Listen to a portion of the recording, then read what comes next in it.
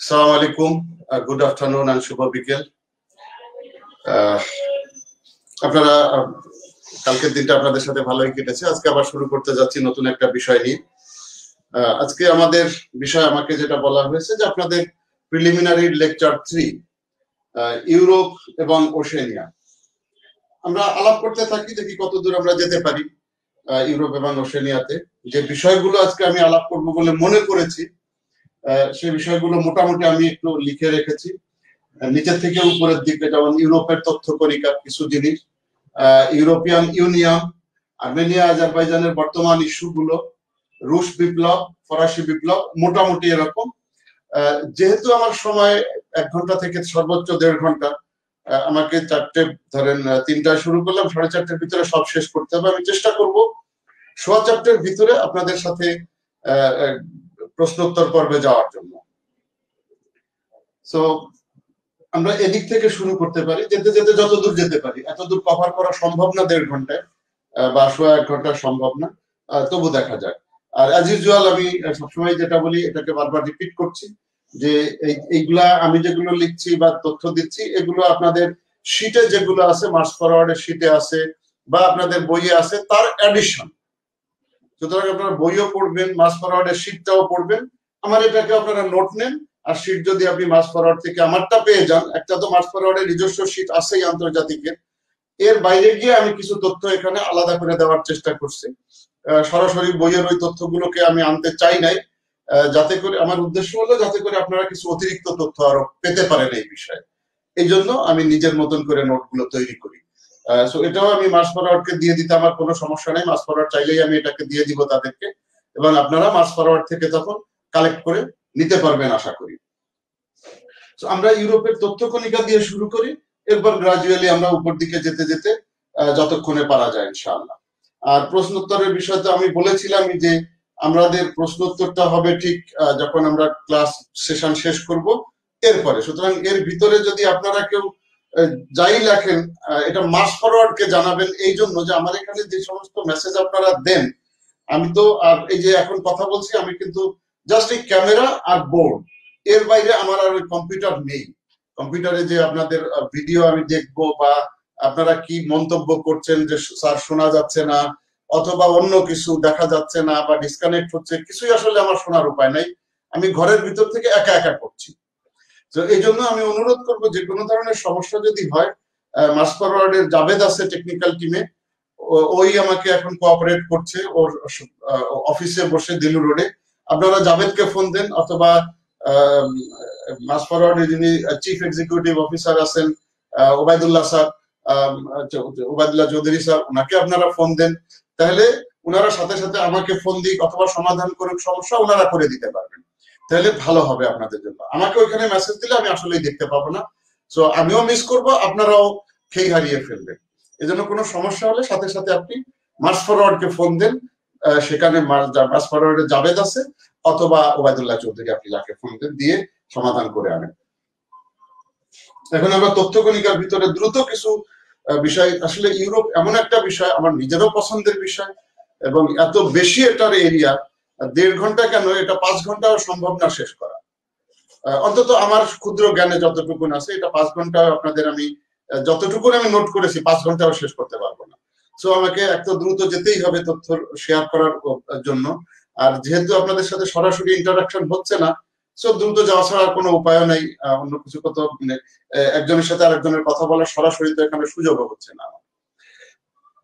এখন আমরা আসি তথ্য কণিকার ভিতরে, যে ইউরোপকে বলা হয় পৃথিবীর সব। আপনারা নোট নিয়েন সাথে সাথে, আমার কথাগুলো যদি নোট নেন, অথবা আই বিলিভ যে এটা আমার ক্লাস যখন বা সেশন যখন শেষ হয়ে যায়, তখন এই ভিডিওটা হয়তো অনলাইনেই থাকে, সেখান থেকে আপনারা দেখে নিতে পারবেন, নোট নিতে পারবেন, যেভাবে আপনাদের জন্য সুবিধা হয়। আমার নোট তো আছেই, 5-6 পাতার নোট আমার আছে, এটা থ্রু মার্চ ফরওয়ার্ড আপনারা কালেক্ট করতে পারেন মার্চ ফরওয়ার্ডের মাধ্যমে। আচ্ছা, ইউরোপকে বলা হয় বিশ্বের ভিতরে সবচেয়ে ধনী মহাদেশ, এবং এটা দ্বিতীয় বৃহত্তম মহাদেশ আফটার ওশেনিয়া। দ্বিতীয় বৃহত্তম মানে ছোটর দিক দিয়ে, তার মানে সবচেয়ে বড় হলো এশিয়া, এই দিকে, তারপরে আফ্রিকা, আমেরিকা, দেন ইউরোপ, দেন হলো আপনার ওশেনিয়া। সো নিচের দিক দিয়ে এটা সেকেন্ড স্মলেস্ট আমরা বলতে পারি, এবং সবচেয়ে বড় দেশ ইউরোপের ভিতরে শুধু না, এটা ইনফ্যাক্ট আমরা বিশ্বের ভিতরেও বলতে পারি, সেটা হলো রাশিয়া। রাশিয়ার আয়তন কত? 6,602,000, 6,602,000।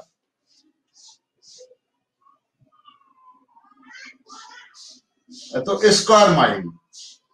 ইউরোপে সাধারণত বেশিরভাগ ক্ষেত্রে মাইল বাই ব্রিটিশ সিস্টেম ব্যবহার করা হয়। যখন আমরা আমেরিকান সিস্টেম ব্যবহার করি তখন কিলোমিটারে ব্যবহার করি, কিন্তু এখানে ব্রিটিশ সিস্টেম ব্যবহার করা হয়। সুতরাং রাশিয়ার এরিয়া, ক্ষেত্রফল এবং পৃথিবীতে সবচেয়ে বড় দেশ, ইউরোপে তো বটেই, এবং এই রাশিয়াটা ইউরোপেও পড়েছে একটু আর এশিয়াতেও পড়েছে মিলে, যেমন টার্কি ইউরোপের অংশ, আবার এশিয়াতেও পড়েছে। রাশিয়ার একটা অংশ টার্কি, সরি, রাশিয়ার একটা অংশ এশিয়াতে পড়েছে, একটা অংশ ইউরোপের ভিতরে পড়েছে। এবং পৃথিবীর ভিতরে সবচেয়ে ছোট যে দেশটা সেটা হলো ভ্যাটিকান। ভ্যাটিকানের দৈর্ঘ্য জাস্ট 0.2 স্কয়ার মাইল, মানে 1 স্কয়ার মাইলের 5 ভাগের 1 ভাগ। 0.2 স্কয়ার মাইল, পৃথিবীর ভিতরে সবচেয়ে ছোট দেশ। এটা রোম শহরের ভিতরে দেয়াল দিয়ে ঘেরা, এবং এখানে সবচেয়ে বড় পৃথিবীর যে চার্চটা, Vatican city, saint basilica, saint basilica বলা হয় ভ্যাটিকানের যে চার্চের নাম, চার্চ সেন্ট পিটার্স ব্যাসিলাস, এটা হলো ফুল নাম, সেন্ট পিটার্স ব্যাসিলা। ওটা এই ভ্যাটিকান শহরেই আছে, যেটা পোপের দেশ আমরা বলতে পারি।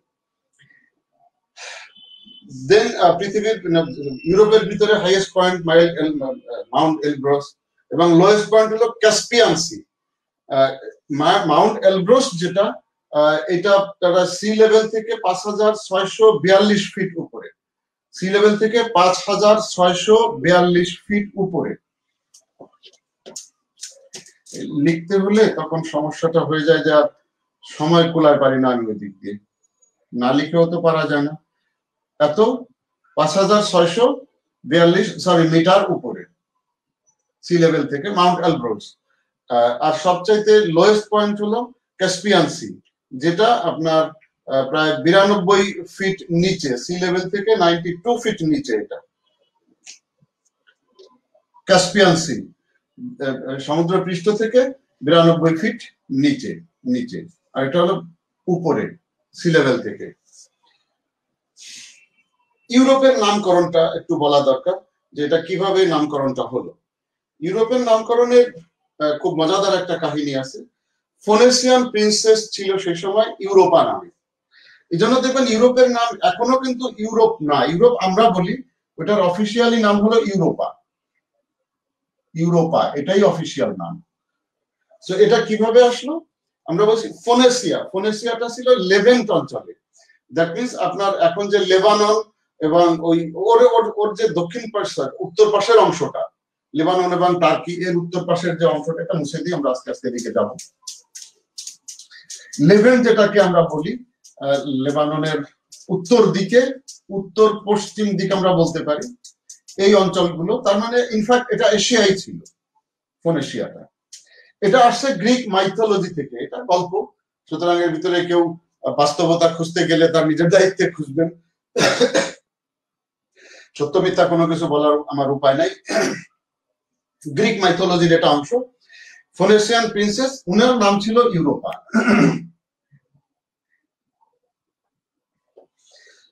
ওই সময় আকাশের যে দেবতা ছিলেন গ্রিক মাইথোলজি অনুযায়ী জিউস, আকাশের দেবতা। উনি আকাশ, বৃষ্টি, বাদল, ঝড়ঝঞ্ঝা অথবা আপনার এই যে বজ্রপাত, এই সব কিছুর উনি দেবতা ছিলেন। গড অফ স্কাই উনাকে বলা হতো। উনি সামহাউ এই ইউরোপার প্রেমে পড়লেন, এবং অ্যাকর্ডিংলি ওনাকে প্রপোজ করা হলো, এবং ইউরোপে এটাকে যথারীতি অস্বীকার করলেন, যেটার কারণে জিউস ক্ষিপ্ত হয়ে গেল এবং ওনাকে কিডন্যাপ করে নিয়ে ক্রিটি দ্বীপে ওনাকে রাখা হলো। উনি নিয়ে গেলেন ক্রিটি দ্বীপে, ক্রিটি আইল্যান্ড। জিউস ইউরোপাকে কিডন্যাপ করে এখানে নিয়ে গেলেন। এই জায়গাটা গ্রিসের ভিতরে পড়েছে। এখান থেকে ওনার বংশের বিস্তার ঘটেছে। এই জন্য ওনার বংশধররা যেখানে যতদূর ছড়িয়ে পড়েছে, এই জায়গাটার নাম ঠিক এক্স্যাক্টলি ইউরোপা। আপনি দেখবেন ইউরোপিয়ান ইউনিয়নের ওয়েবসাইটে ইউরোপা.eu দেওয়া আছে। দেশের নাম অফিসিয়ালি হলো, দেশ তো না, মানে কন্টিনেন্টের নাম অফিসিয়ালি হলো Europa. So this is the ইতিহাস of Europa.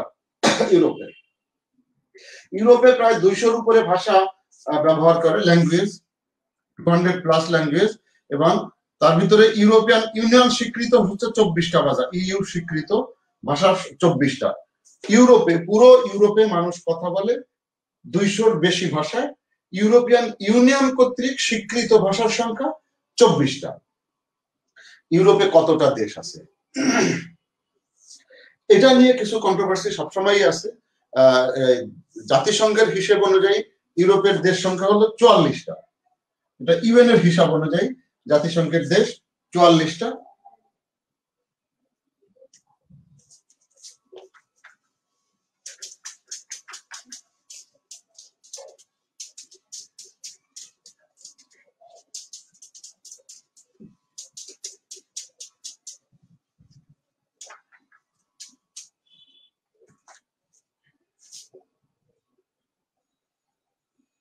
UN European union তারা নিজেরা বলে যে ইউরোপে মোট দেশের সংখ্যা 50টা। এটা ইউরোপিয়ান ইউনিয়ন অনুযায়ী।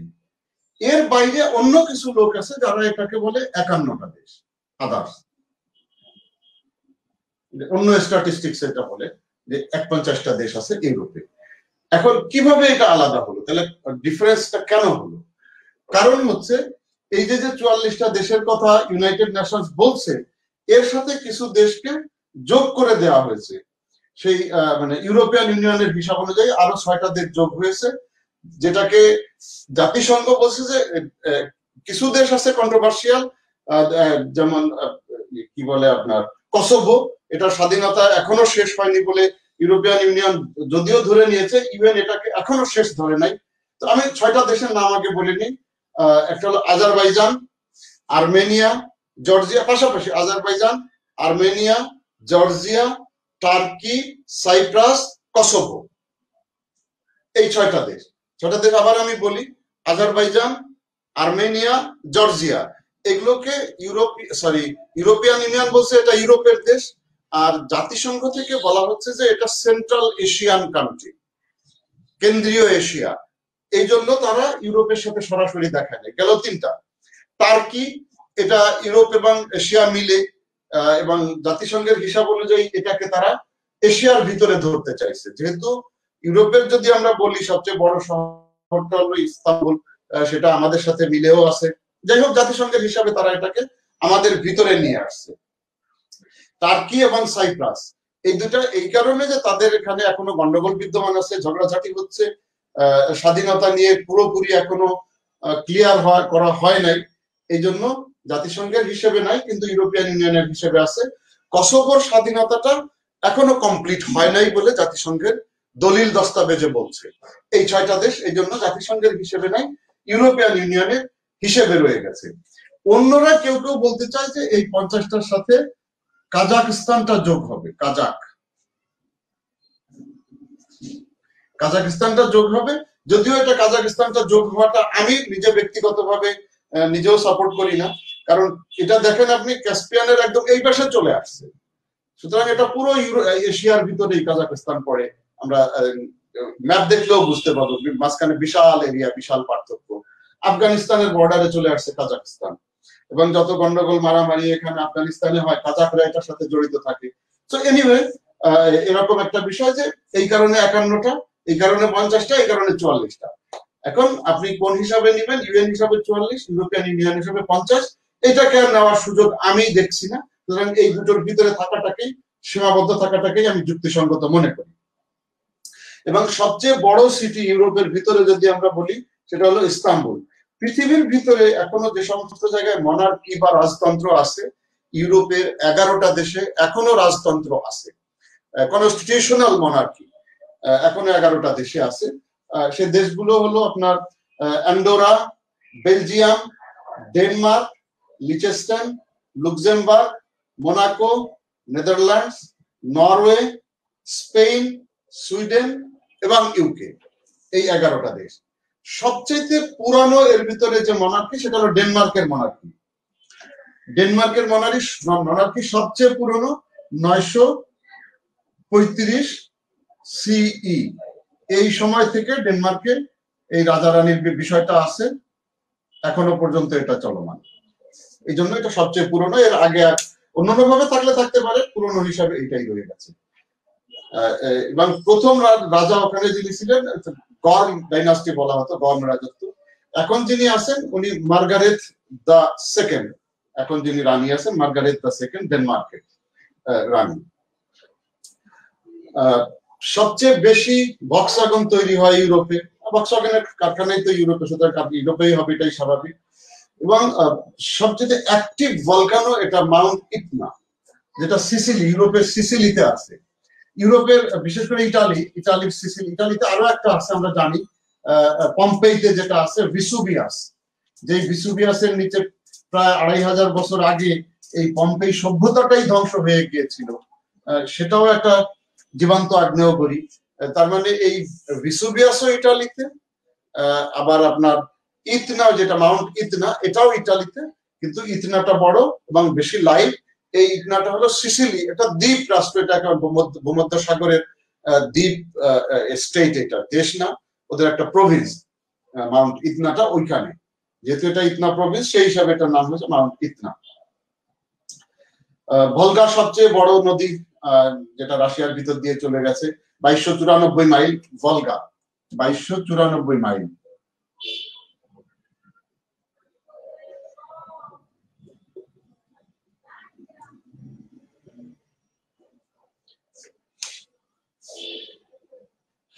সবচেয়ে বড় চার্চ আমরা বলছি যেটা সেন্ট ব্যাসিলাস বা সেন্ট পিটার্স ব্যাসিলা বলে, যেটা ভ্যাটিকানের যে চার্চটা সেটা। আর আপনার ইউরোপের বার্থ রেট বলা হতো যে সবচেয়ে প্রয়োজনের চেয়ে কম আছে, যেটা 9.5 পার 1000, এটা হলো বার্থ রেট। আর ডেথ রেট সেখানে আছে 10.7 পার 1000, এটা বার্থ রেট, এটা ডেথ। এখন মানে বাচ্চা যদি ধরা হয় তো সাধারণত হিসেব করা যায় একজন মা প্রতি, স্ট্যান্ডার্ড যদি আমরা ধরি, যে ব্যালেন্স যদি শূন্য গ্রোথ রেট আমরা সাধারণত যেটাকে বলে থাকি, যে মা প্রতি 2.1 এভারেজে 2.1 বাচ্চা যদি হয়, তাহলে আমরা ধরে নিই যে জনসংখ্যা কমবেও না বাড়বেও না। ইউরোপের এটা এভারেজে এখন আছে 1.55। তার মানে এই জন্য বলা হচ্ছে যে ইউরোপের এই যে গ্রোথ রেট নেগেটিভে আছে। সুতরাং আমাদের সুযোগ আছে ইউরোপে চলে যাওয়ার। দিন দিন তাদের বুড়ো লোকের সংখ্যা বাড়ছে, যেহেতু শিশুর জন্মের হার প্রয়োজনের তুলনায় কম, সুতরাং বুড়ো যারা আছে বা আগে যারা জন্মেছে তার বুড়ো লোকের সংখ্যা প্রতিদিনই বাড়ছে, ইয়াং লোকের সংখ্যা বা কর্মক্ষম লোকের সংখ্যা কমে আসছে, যে কারণে ওদের ইন্ডাস্ট্রিয়ালাইজেশন বা অন্যান্য যে সার্ভিস সেক্টরের লোকের অভাব পড়ছে, এখনো পড়ছে। আর বৃদ্ধ লোকদের পিছনে খরচও বেশি হয়, সেখানে আবার ইয়াং জেনারেশনকেও কাজ করতে হয় এই বৃদ্ধ লোকদের ওয়েলফেয়ার দেখাশোনার জন্য। সো আমাদের জন্য সুযোগ আছে, আমরা এই দেশে মাইগ্রেট করে যেতে পারি, আমরা ইউরোপিয়ান সরকারকে বলতে পারি যে আমাদেরকে নিয়ে যাক, আমাদের গ্রোথ রেট অনেক ভালো আছে, আমরা চলে যেতে পারি। পৃথিবীর ভিতরে সবচাইতে হাইয়েস্ট লাইফ এক্সপেক্টেন্সি হলো মোনাকোতে। আমরা জাপানকে বলি, জাপান হলো এভারেজে, বাট মোনাকোতে সবচেয়ে বেশি, জাপানের চেয়েও বেশি মোনাকোতে, এবং পৃথিবীর ভিতরে সবচেয়ে বেশি এটা, সেটার রেট হলো আপনার 89.4।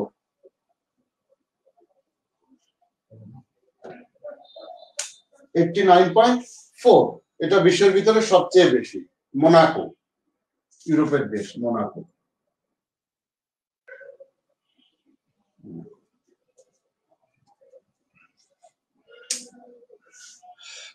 সবচেয়ে বেশি, জাস্ট মজার হিসাবে বলতে পারি যে আইসল্যান্ডে কোনো মশা নাই, ইউরোপের এক দেশ, পৃথিবীর ভিতরে একমাত্র দেশ যে দেশে কোনো মশা নাই। এবং বেলজিয়ামের রাজধানী ব্রাসেলসের এয়ারপোর্টে সবচেয়ে বেশি চকলেট বিক্রি হয় পৃথিবীর মধ্যে। যেহেতু বেলজিয়াম চকলেট সবচেয়ে ভালো, মানুষ ওই এয়ারপোর্ট দিয়ে যখনই যাতায়াত করে, দামও ওখানে কম, ব্রাসেলসে এয়ারপোর্টে চকলেটের দামও কম রাখা হয়। এবং কোয়ালিটি তো কোয়ালিটি, মানুষজন গেলে গিফট দেওয়ার জন্য হলো এটা কিনে নিয়ে আসে ব্রাসেলস এয়ারপোর্ট থেকে। বার্লিনের ওয়াল কবে পতন হলো? কারণ বার্লিন ওয়ালের পতনের সাথে ইউরোপিয়ান ইউনিয়নের একটা সম্পৃক্ততা আছে। আমরা যখন ইউরোপিয়ান ইউনিয়ন পড়বো, ইনফ্যাক্ট এই বার্লিনের দেয়ালটা যখন উত্তর বার্লিন, পূর্ব এবং পশ্চিম বার্লিনের মাঝখানে যে দেয়ালটা ছিল, পূর্ব এবং পশ্চিম ইউরোপের, জার্মানির মাঝখানে, এটা যখন ফেলে দেওয়া হয়, তারপর থেকেই ইউরোপিয়ান ইউনিয়ন 1993-তে আমরা জানি, আমরা আসবো, ইউরোপিয়ান ইউনিয়ন তখন থেকে একত্রীকরণটা ইনফ্যাক্ট সাইকোলজিক্যালি শুরু হয়ে যায় টোটালি ইউরোপিয়ান ইউনিয়নের দিকে যদি আমরা যাই, যেটাকে ইউরোপিয়ান কমিউনিটি বলে, সেখানে আমরা আসি। সেখানে এই বার্লিনের দেয়ালের পতন হয়েছিল এই 9 নভেম্বর।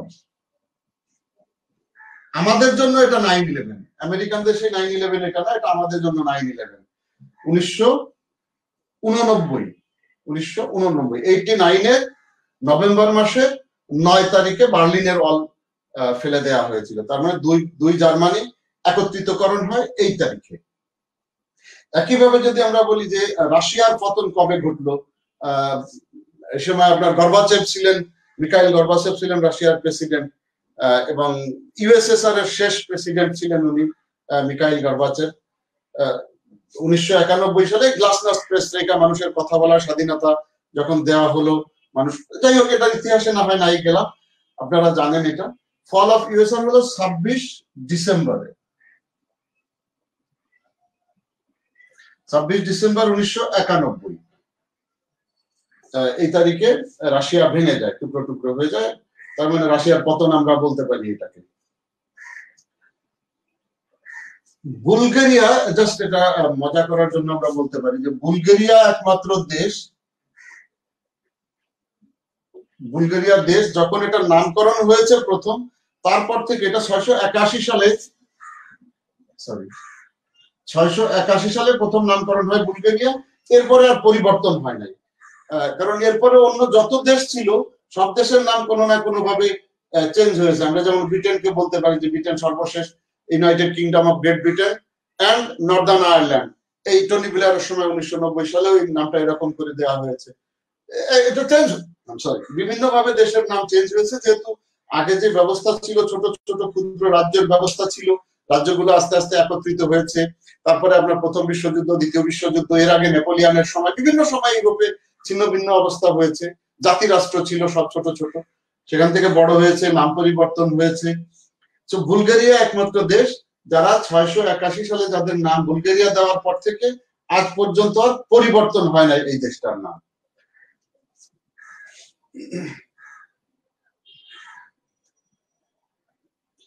ইউরোপের ভিতরে সবচাইতে পুরনো দেশের নাম হলো সেন্ট ম্যারিনো। সেন্ট ম্যারিনো সবচেয়ে পুরনো যে দেশটা, 301 সালে এটার জন্ম হয়েছে।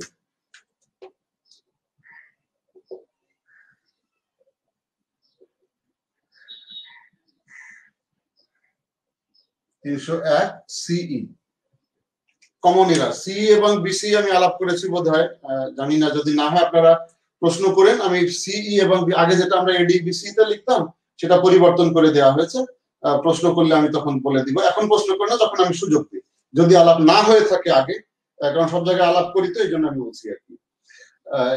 আইফেল টাওয়ার সবচাইতে বড় টাওয়ার, যেটা আইফেল টাওয়ারটা গুস্তাভ আইফেল উনি করেছিলেন প্যারিসে, এটা ট্রেড ফেয়ার উপলক্ষে উনি করেছিলেন। আলহামরাটা একটা বিল্ডিং, নামকরা বিল্ডিং ঠিক না, এটা একটা ক্যাপিটাল স্পেনে। আলহামরাটা মাদ্রিদে না, এটা মাদ্রিদ থেকে অনেক দূরে, একদম প্রায় 4-5 ঘন্টা ট্রেন জার্নি।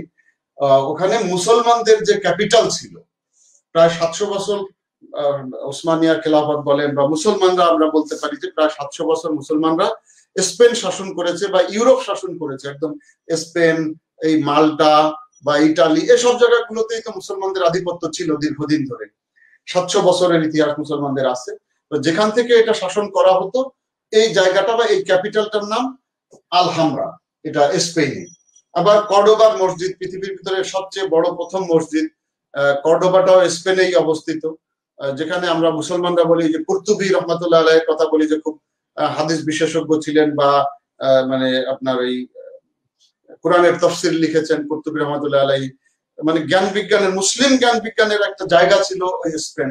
তো এই কর্ডোবার মসজিদটাও সবচেয়ে বড় মসজিদ তখন। এখন আমি সর্বশেষ যখন গেলাম, ওটা 130 ইউরো দিয়ে ঢুকতে হয়, ঢোকার অনুমতি নরমালি নাই, এটা মিউজিয়ামের মতনই হয়ে গেছে বলা যায়, ভিতরে এটা চার্জ করে ফেলা হয়েছে। ইভেন আপনার আলহামরা বিল্ডিংটা বা আলহামরা এরিয়া, যেটা হামরা মানে হলো সুন্দর, বা হামর মানে আলহামরা মানে সৌন্দর্য বলতে পারি বা সুন্দর বলতে পারি। হামরা মূল শব্দটার অর্থ হলো লাল বা সৌন্দর্য, বিউটি। আলহামরা মানে বিউটিফুল। এরকম একটা নাম দিতে পারেন আপনারা আরবি হিসাবে। নামটাও আলহামরা আরবিতে। আমি সর্বশেষ যখন গেলাম আলহামরাটার ভিতরে যে মসজিদ গুলো ছিল সবই চার্চ বানিয়ে ফেলা হয়েছে। এই কর্ডোবা বা কোর্তোবা, আরবিতে বলে কোর্তোবা, এটা ইংরেজিতে বলছি বা স্প্যানিশে কর্ডোবা বলি, খালের পাড়ে একেবারে সেই স্থাপনা গুলো, ওখানে যারা মসজিদের ইমাম সাহেবরা মৌলভী সাহেবদের থাকার জায়গা সবগুলা বিল্ডিং এ আছে, কিন্তু টোটালি এখন এটাকে চার্চ করে ফেলা হয়েছে। ভিতরে ম্যারির মূর্তি দেওয়া এবং ভিতরে সব জায়গায় জায়গায় জায়গায় পিলারে, পাথরের পিলার বিশাল উঁচু করে, ভিতরে লেখাই আছে যে এখানে নামাজ পড়া নিষেধ, মুসলিম প্রেয়ার্স আর নট অ্যালাউড, ভিতরে লেখাই আছে। যদি কেউ আবার মসজিদ মনে করে নামাজ পড়তে চায় সেটা নিষিদ্ধ। এটা ভিতরে কিছু রিকনস্ট্রাকশন করে ফেলে চার্চ বানিয়ে ফেলা হয়েছে। এটা যাই হোক। আর ক্রেমলিন হলো রাশিয়াতে। ক্রেমলিন শব্দটার অর্থ, ক্রেমলিন আমরা জানি যে রাশিয়ার প্রশাসনিক ভবন, হোয়াইট হাউস, আমেরিকার হোয়াইট হাউস, রাশিয়ার ক্রেমলিন। ক্রেমলিন শব্দটার অর্থ হলো আপনার দুর্গ, একটা সিটির মধ্যে দুর্গ, fortress in a city.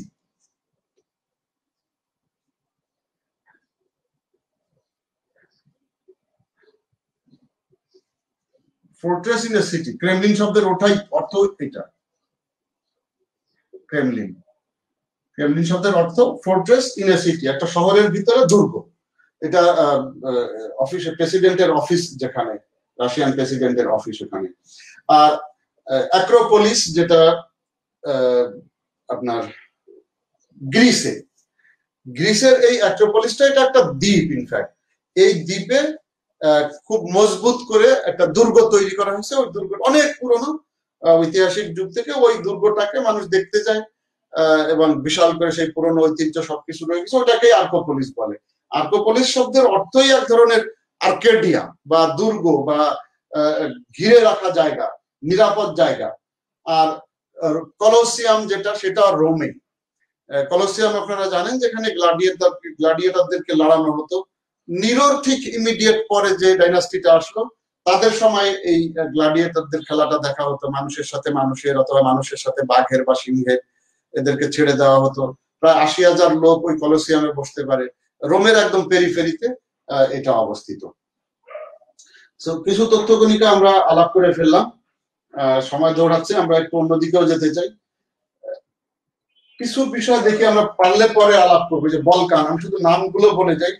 Balkan দেশগুলো কি কি আছে আপনারা জানেন, সীমানা কি আমি যাব না। বলকান বলা হয় সাধারণ, এটা আপনার সাউথ ইস্ট, তার মানে এটা কোন দিক, সাউথ এবং ইস্ট, দক্ষিণ পূর্ব, ইউরোপের দক্ষিণ পূর্ব অঞ্চলটাতে হলো আপনার বলকান অঞ্চল।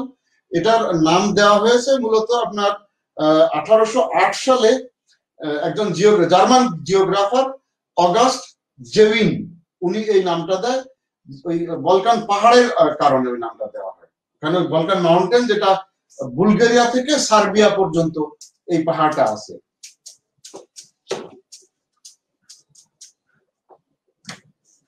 বলকান পাহাড়ের নাম অনুসারে বুলগেরিয়া থেকে সার্বিয়া পর্যন্ত অঞ্চলটাকে বলকান অঞ্চল বলা হয়। এটা 1808 সালে একজন জার্মান জিওগ্রাফার, ওনার নাম ছিল অগাস্ট জেভিন, ZEUNE, জেভিন, অগাস্ট জেভিন। এই ভদ্রলোক 1808 সালে বলকান পাহাড়ের নাম অনুসারে, যা আপনার বুলগেরিয়া থেকে সার্বিয়া পর্যন্ত, বুলগেরিয়া থেকে এইটুকুন পুরো অঞ্চলটা সার্বিয়া পর্যন্ত যে অঞ্চলটা, এই অঞ্চলটাকে বলকান নাম দিলেন। এরপরে স্ক্যান্ডিনেভিয়া, এইখানে আমরা অনেকেই কনফিউজ করি স্ক্যান্ডিনেভিয়া এবং নর্ডিক, সবাই আমরা এক মনে করে ফেলি। এখানে 5টা দেশ আছে, তার ভিতরে যে নরওয়ে, সুইডেন, ডেনমার্ক, এটা হলো স্ক্যান্ডিনেভিয়ান অঞ্চল। আইসল্যান্ড এবং ফিনল্যান্ড যখন যোগ হলো এই তিনটার সাথে, আইসল্যান্ড এবং ফিনল্যান্ড, এটা নর্ডিকের অংশ হিসেবে আসছে। আমি ছোট্ট করে একটু ব্যাখ্যা দেওয়ার চেষ্টা করি। আমরা আগে যে 3টা দেশের কথা বললাম, নরওয়ে, সুইডেন এবং ডেনমার্ক, স্ক্যান্ডিনেভিয়া হলো ওই পেনিনসুলাটার নাম এবং এটা জিওগ্রাফিক কোনোটেশন। স্ক্যান্ডিনেভিয়া এটা অঞ্চলের নাম, সেই হিসাবে বলা হয়েছে স্ক্যান্ডিনেভিয়ান কান্ট্রি। যেমন আমরা সাউথ এশিয়া, তো সাউথ এশিয়ান কান্ট্রি, তো ওরকমের স্ক্যান্ডিনেভিয়া অঞ্চলের নাম অনুসারে ওই 3টা দেশ। মানুষ এই 5টাকে মিলে স্ক্যান্ডিনেভিয়ানও বলে, নর্ডিকও বলে, ইনফ্যাক্ট জিওগ্রাফিক্যাল পজিশন স্ক্যান্ডিনেভিয়াতে ওই তিনটা দেশ আসে, আর পাঁচটা দেশ হলো ওই তিনটা প্লাস আইসল্যান্ড এবং ফিনল্যান্ড। এটা মিলে জাতিগতভাবে এটাকে বলা হয়ে থাকে নর্ডিক অঞ্চল। এটাকে বোঝানোর জন্য এই নর্ডিক শব্দটার অর্থ হলো উত্তর, নর্থ। এটা ফ্রেঞ্চরা প্রথম লা পেজ দে নর্থ, তারা নাম দিয়েছিল যে নর্ডিক, ওদের ভাষায়, ফ্রেঞ্চ ভাষায় লা পেজ দে নর্থ।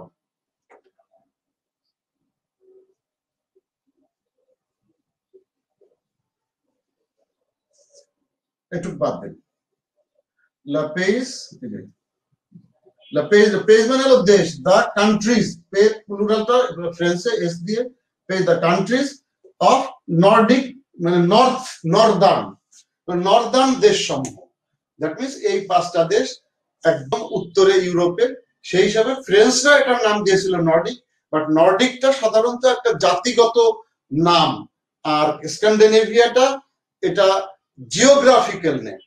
স্ক্যান্ডিনেভিয়াতে তিনটা দেশই ধরা হয়ে থাকে, আর যারা নর্ডিক কান্ট্রিতে পাঁচটা দেশ ধরা হয়ে থাকে। এই জন্য যখন আইসল্যান্ড বা ফিনল্যান্ড আমরা এক করে ফেলি, বই খাতায় এটা অনেক লেখা আছে, এক করে লেখা আছে, বাট এই অঞ্চলের লোকজনগুলো নিজেদেরকে যখন আইসল্যান্ড বা ফিনল্যান্ডের লোকজনদেরকে বলা হয় যে ভাই তুমি তো নর্ডিক, সরি তুমি তো স্ক্যান্ডিনেভিয়ান, তো ওরা সাথে সাথে বলে না উই আর নর্ডিক।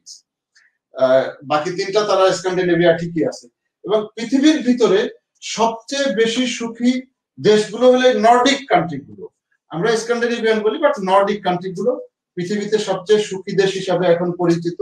তার অনেকগুলো কারণ আছে, যেমন ওদের ওখানে শিক্ষা ফ্রি, স্বাস্থ্য ফ্রি, তারপরে আপনার ক্রাইম রেট পৃথিবীর ভিতরে সবচেয়ে কম, এবং সোশ্যাল সিকিউরিটি নেট যেটা আমরা বলি, এই যে আমাদের বিধবা ভাতা, বৃদ্ধ ভাতা, বিভিন্ন ধরনের ভাতা যেগুলো দেওয়া হয়ে থাকে, দুস্থ ভাতা, এই ধরনের ভাতা যেগুলো, এই ধরনের, সেটাকে ওদের যে পরিমাণ ভাতা দেওয়া হয় এটাকে বলা হয় যে এটা খুব আরামদায়ক। যে পরিমাণ দেওয়া হয় ওদের খরচ করে আরামসে ওরা জীবন কাটায় যেতে পারে, কোনো ধরনের টেনশন বা পয়সার অভাব ওদের কখনো হয় না।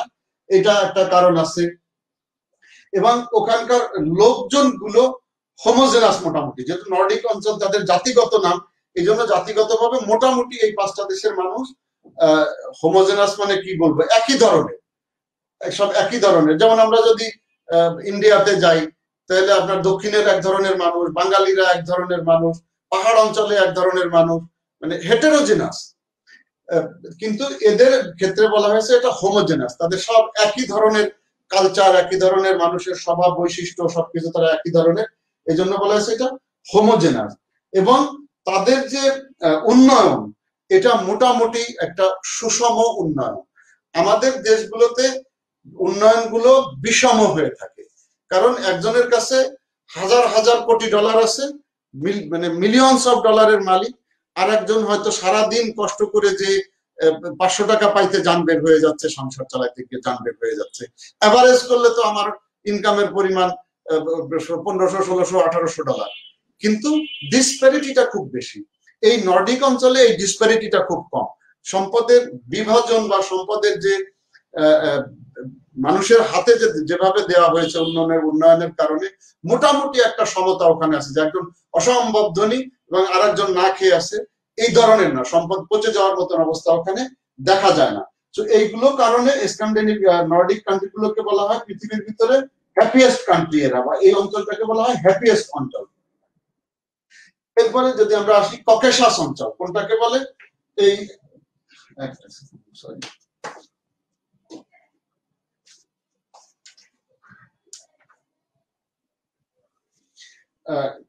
এটাও ওই পাহাড়ের নাম অনুসারে ককেশাস মাউন্টেন, যেখানে আছে একদিকে ব্ল্যাক সি আর এদিকে হলো আপনার ক্যাসপিয়ান, এই মাঝখানের যে দেশগুলো, এটাকে বলা হয় ককেশীয় অঞ্চল। এই অঞ্চলটা সাধারণত একটা পাহাড়ের পাদদেশে, সেই পাহাড়টার নাম অনুসারে, পাহাড়টার নাম ককেশিয়া পাহাড়, ককেশিয়া, সেই জন্য অঞ্চলটার নাম হচ্ছে ককেশাস, আর কিছুই না। শুধু প্রত্যেকটার নামই পাহাড়ের সাথে, শুধু স্ক্যান্ডিনেভিয়াটা তার ওই অঞ্চলের সাথে জড়িত, জিওগ্রাফির সাথে জড়িত। মোটামুটি কিছু তথ্য আমরা শেয়ার করতে চেষ্টা করলাম। আমি সময়ের পিছনে আসলে দৌড়াচ্ছি, আমি সরি, কি করব। ইউরোপিয়ান ইউনিয়ন আমরা একটু দেখি এখন।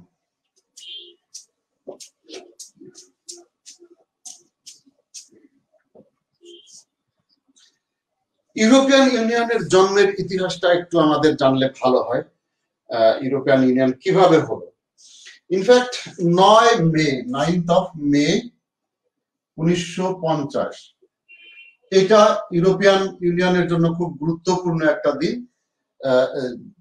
এই দিনে ফ্রেঞ্চ ফরেন মিনিস্টার রবার্ট শুম্যান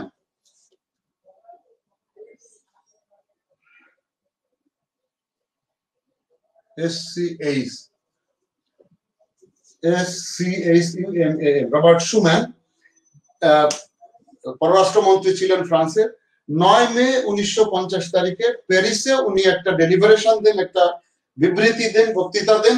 সেখানে উনি প্রথম, যেহেতু এটা দেখেন কোন সময়টা, একদম দ্বিতীয় বিশ্বযুদ্ধ পরবর্তী সময়, যখন বিধ্বস্ত ইউরোপ, একদম দুরবস্থা যখন ইউরোপের ভিতরে ভেঙে চুরে গেছে, প্রচুর কনস্ট্রাকশনের জন্য তাদের বিশেষ করে এনার্জির ক্ষেত্রে কয়লা দরকার, তখন কয়লা ভিত্তিক এনার্জি ছিল, আর কনস্ট্রাকশনের জন্য স্টিলের কোনো বিকল্প নাই, সে যেখানেই আপনি যান না কেন। এই জন্য কয়লা এবং স্টিলকে কেন্দ্র করে উনি প্রথম এই আইডিয়াটা দেন যে আমাদের কয়লা এবং স্টিল আমরা শুধুমাত্র আমাদের দেশের ভিতরেই লেনদেন করতে চাই, যেহেতু আমাদের কমতি আছে, প্রয়োজনের চেয়ে কম আছে, এই জন্য আমরা এক্সপোর্ট করব না, আমরা নিজেদের ভিতরেই এক দেশের থেকে আরেক সাথে ব্যবসা করব। এবং এই জন্য ইসিএসসি বলা হয়। এটার আইডিয়াটা বলে যে আমরা একসাথে ব্যবসা করতে চাই, আমাদের জিনিস আমাদের ভিতরে থাকুক। এইটার উপরে ধারণা, এই আইডিয়ার উপরে ধারণা করে 23 জুলাই 1952-তে প্রথম প্রতিষ্ঠিত হয় ECSC, European Coal and Steel Community. এই কমিউনিটি শব্দটা মাথায় রাখবেন, এখান থেকে দেখবেন অন্যগুলো চলে আসবে। তো 23 জুলাই 1952-তে প্রথম ওনার এই যে আইডিয়াটা ছিল 9th মে 1950, সেটার উপরে ভিত্তি করে আলাপ আলোচনার প্রেক্ষিতে European Coal and Steel Community তৈরি করা হলো। এইটাকে কিছুদিন পরে দেখলো যে এটা ভালোই হচ্ছে, নিজেদের ভিতরে খরচও কম হচ্ছে, সবকিছু মিলে তাদের অবস্থা ভালো, এবং তখন নিজেদের ভিতরে যাতায়াত সহজ হয়ে গেছে, এবং কোঅপারেশনটা ভালো দেখে এটাকে আরেকটু অ্যাডভান্স করে নিয়ে যাওয়ার চিন্তা ভাবনা তখন ইউরোপিয়ানরা করলো, যেটা রোমের ক্যাপিটাল হিল বলি আমরা, ইনফ্যাক্ট এটা হলো ক্যাপিটোলাইন হিল। এবং এখানে আমি একটা জিনিস বলে যাই, এই যে 9 মেতে যে উনি আইডিয়াটা দিয়েছিলেন রবার্ট শুম্যান, এই জন্য ইউরোপিয়ান ডে হিসাবে 9 মেকে বেছে নেওয়া হয়েছে। প্রতি বছর 9 মে তারিখ ইউরোপিয়ান ডে হিসাবে পালিত হয়ে আসছে। তো ইসিএসসি 5 বছর পরে রোমে ওনারা বসলেন, ক্যাপিটাল হিল বলা হয়। ইনফ্যাক্ট এটা ক্যাপিটাল হিলটা হলো আপনার ওখানে যতগুলো পাহাড় আছে এর পুরো নাম হলো ক্যাপিটোলাইন হিল পাহাড়, ক্যাপিটোলাইন হিল। এটা রোম শহরে 7টা পাহাড় আছে, তার একটা পাহাড় এই ক্যাপিটোলাইন হিল। এই হিলের উপরে একটা হোটেলে প্রোগ্রামটা করা হয়েছিল, মিটিং হয়েছিল, যেখানে 6টা দেশ ওখানে ছিল, Belgium, France, Luxembourg, Netherlands, Germany, 5টা দেশ। বেলজিয়াম, 6টা দেশ ছিল, Belgium, France, Italy, Luxembourg, Netherland, West Germany, 6টা দেশ। এই 6টা দেশ মিলে 1957 সালে 25 মার্চ 1957 এই ক্যাপিটোলাইন হিল, আমরা সংক্ষেপে ক্যাপিটাল হিল বলি, এইখানে রোমের এই জায়গাটাতে 6টা দেশ বসে যে চুক্তি সই করে যে আমরা আরো নিবিড় হতে চাই, আমাদের সম্পর্কটা শুধুমাত্র কোল আর স্টিলে আমরা রাখবো না, এটাকে যে কোনো ইকোনমিক অ্যাক্টিভিটিজ এর ভিতরে আমরা নিয়ে যাই, যে কোনো ব্যবসা বাণিজ্য বা ইকোনমিক অ্যাক্টিভিটিজ এ নিয়ে যাই। তখন এই কোল এবং স্টিল বাদ দিয়ে সি তে নিয়ে আসা হলো, EC, economic, EEC, European economic community করা হলো। তখন 1957 সালে ইউরোপিয়ান ইকোনমিক কমিউনিটি করা হলো। এই রোমের ক্যাপিটাল হিলের যে এগ্রিমেন্টটা তাদের ভিতর হলো মিটিং এর ফলে, এখানে 6টা দেশ তখন সাইন করেছিল ইইসি কে, পরবর্তীতে এটা আরো দেশ ওর ভিতরে ঢুকেছে। এখানে এটা ছাড়াও ইউরোপিয়ান ইকোনমিক কমিউনিটি ছাড়াও আরো একটা এগ্রিমেন্ট ওখানে হয়।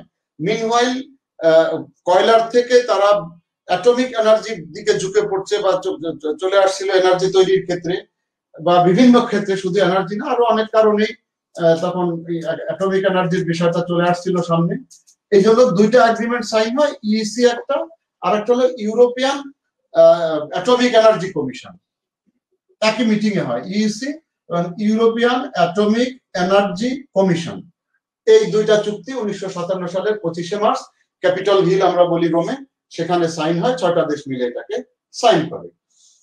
এর পরবর্তী ধাপ হলো যে তারা যখন, এবং মজার ব্যাপার হলো দেখেন এটা 1925শে মার্চ 1957-তে সাইন হয়েছে, কিন্তু রেটিফিকেশনটা আমরা গতকাল বলেছিলাম যে রেটিফিকেশনটা কি।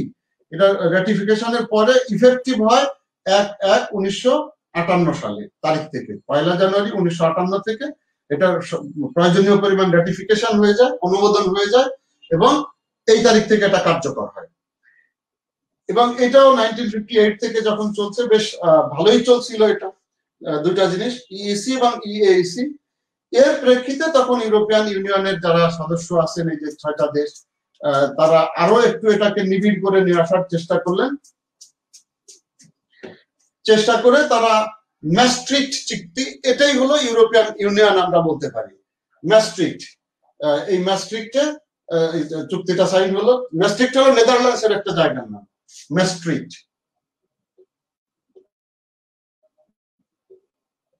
ডাবল এ হবে।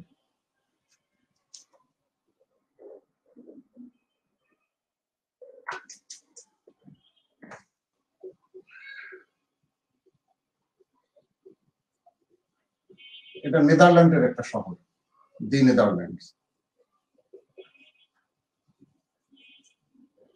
এই ম্যাস্ট্রিক্টে 1992 সালে এই চুক্তিটা হয়, প্রথম সই হয় 7 ফেব্রুয়ারি 92-তে এই চুক্তিটা সই হয় এবং এখানে এটা কার্যকর হয় 1 নভেম্বর 1993 থেকে। এই চুক্তিতে ইউরোপিয়ান ইইসি যেটা ছিল, ইউরোপিয়ান ইকোনমিক কমিউনিটি যেটা ছিল, তখন বললো যে এখন আর আমরা শুধু ইকোনমির ভিতরে সীমাবদ্ধ থাকতে চাই না, আমরা পুরো ইউরোপ এক হয়ে যেতে চাই। তখন এটাকে নাম দেওয়া হলো ইউরোপিয়ান কমিউনিটি। এই ইউরোপিয়ান কমিউনিটি ইউরোপিয়ান ইউনিয়ন। তার মানে আমরা যদি বলি ইউরোপিয়ান ইউনিয়নের জন্ম 1/11/1993 এই ম্যাস্ট্রিক্ট নেদারল্যান্ডসের এই চুক্তির মাধ্যমে।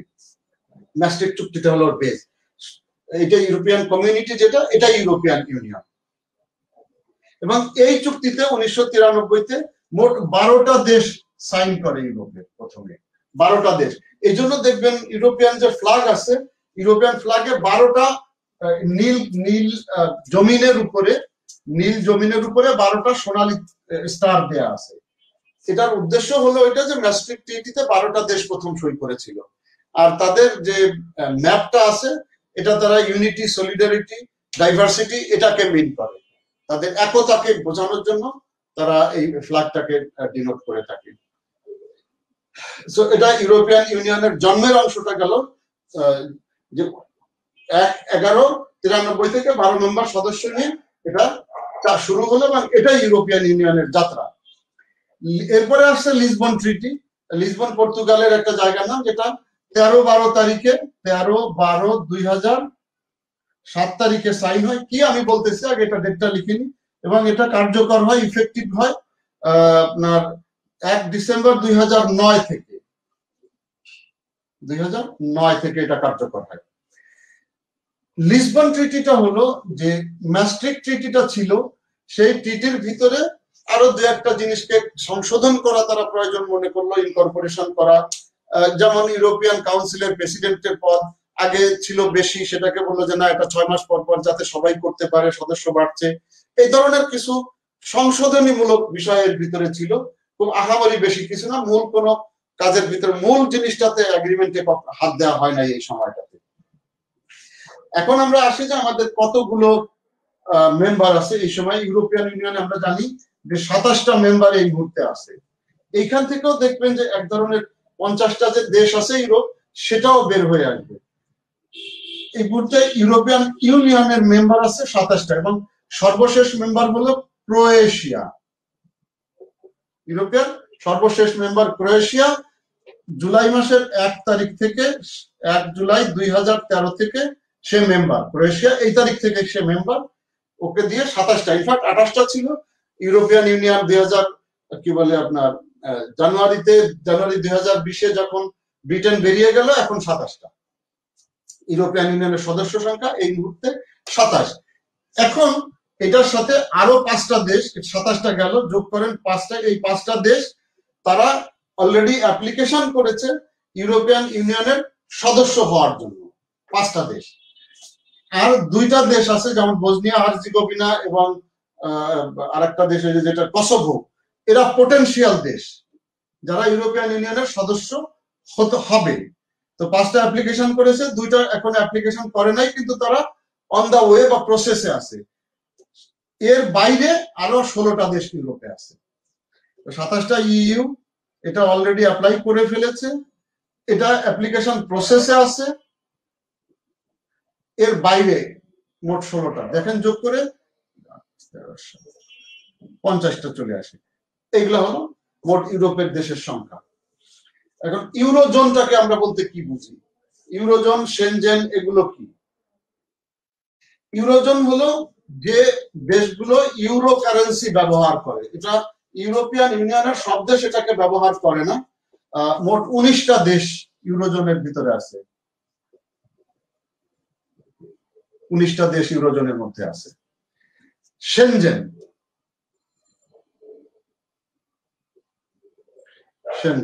সেনজেন হলো লুক্সেমবার্গের একটা ছোট্ট গ্রামের মতন আর কি, শহর তো বটেই, গ্রামের সুন্দর একটা গ্রাম এটা সেনজেন, লুক্সেমবার্গের। এইখানে বসে তারা, সেখানে 22টা মেম্বার কান্ট্রি ছিল এবং মেম্বার কান্ট্রির বাইরে 22টা প্লাস আরো 4টা দেশ, ইইউ 22টা দেশ এবং এর বাইরের আরো 4টা দেশ, মোট 26টা দেশ। এটা এ পর্যন্ত মোট 26টা দেশের সদস্য হয়েছে। এটা কিন্তু হলো, এরা যেমন ইউরোজোন মানে শুধু ইউরো কারেন্সিটা ব্যবহার করবে এই 19টা দেশ। সেনজেন হলো ভিসা, তার মানে এই 26টা দেশ, ইউরোপিয়ান ইউনিয়নের 22টা প্লাস 4টে, এই 26টা দেশ একই ভিসার আন্ডারে চলে আসবে। তাহলে 26টা দেশের যে কোনো একটা দেশের ভিসা যদি কেউ নেয়, যে কোনো একটা দেশ থেকে ভিসা ইস্যু করলে সেই 26টা দেশেই যাওয়ার অধিকার রাখে, যদি কোনো আদারওয়াইজ যদি কোনো বার দেয়া না থাকে। এই জন্য এটা হলো ভিসার জন্য, এটা কারেন্সি, এটা হলো মুভমেন্ট ভিসার জন্য।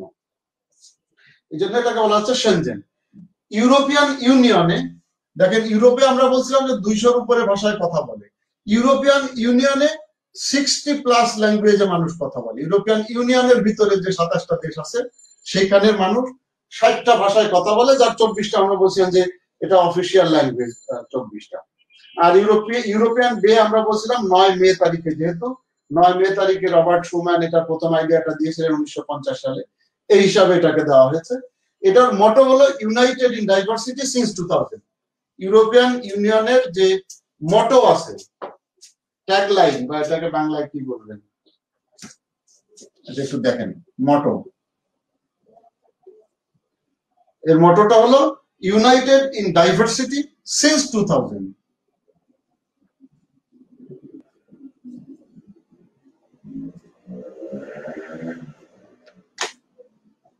United in diversity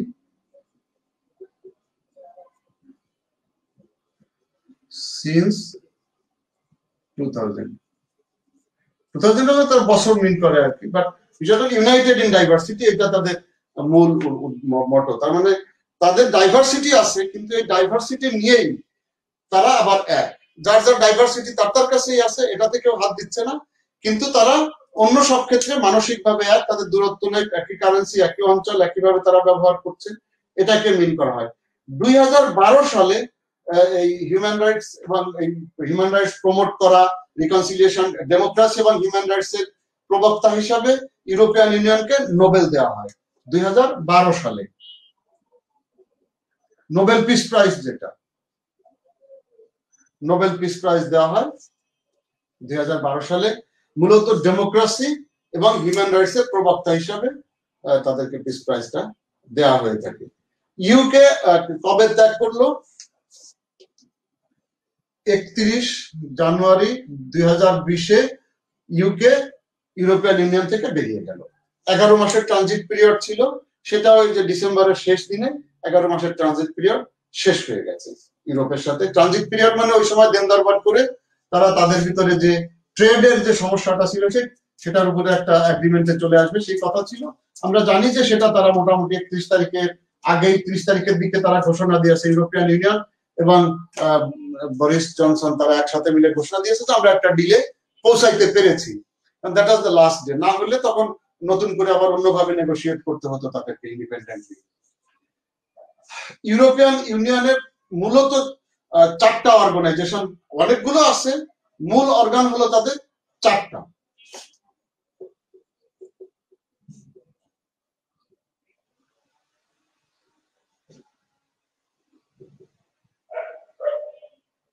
European parliament,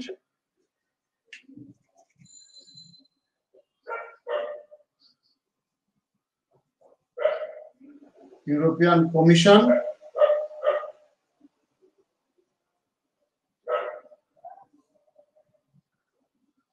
council of the you,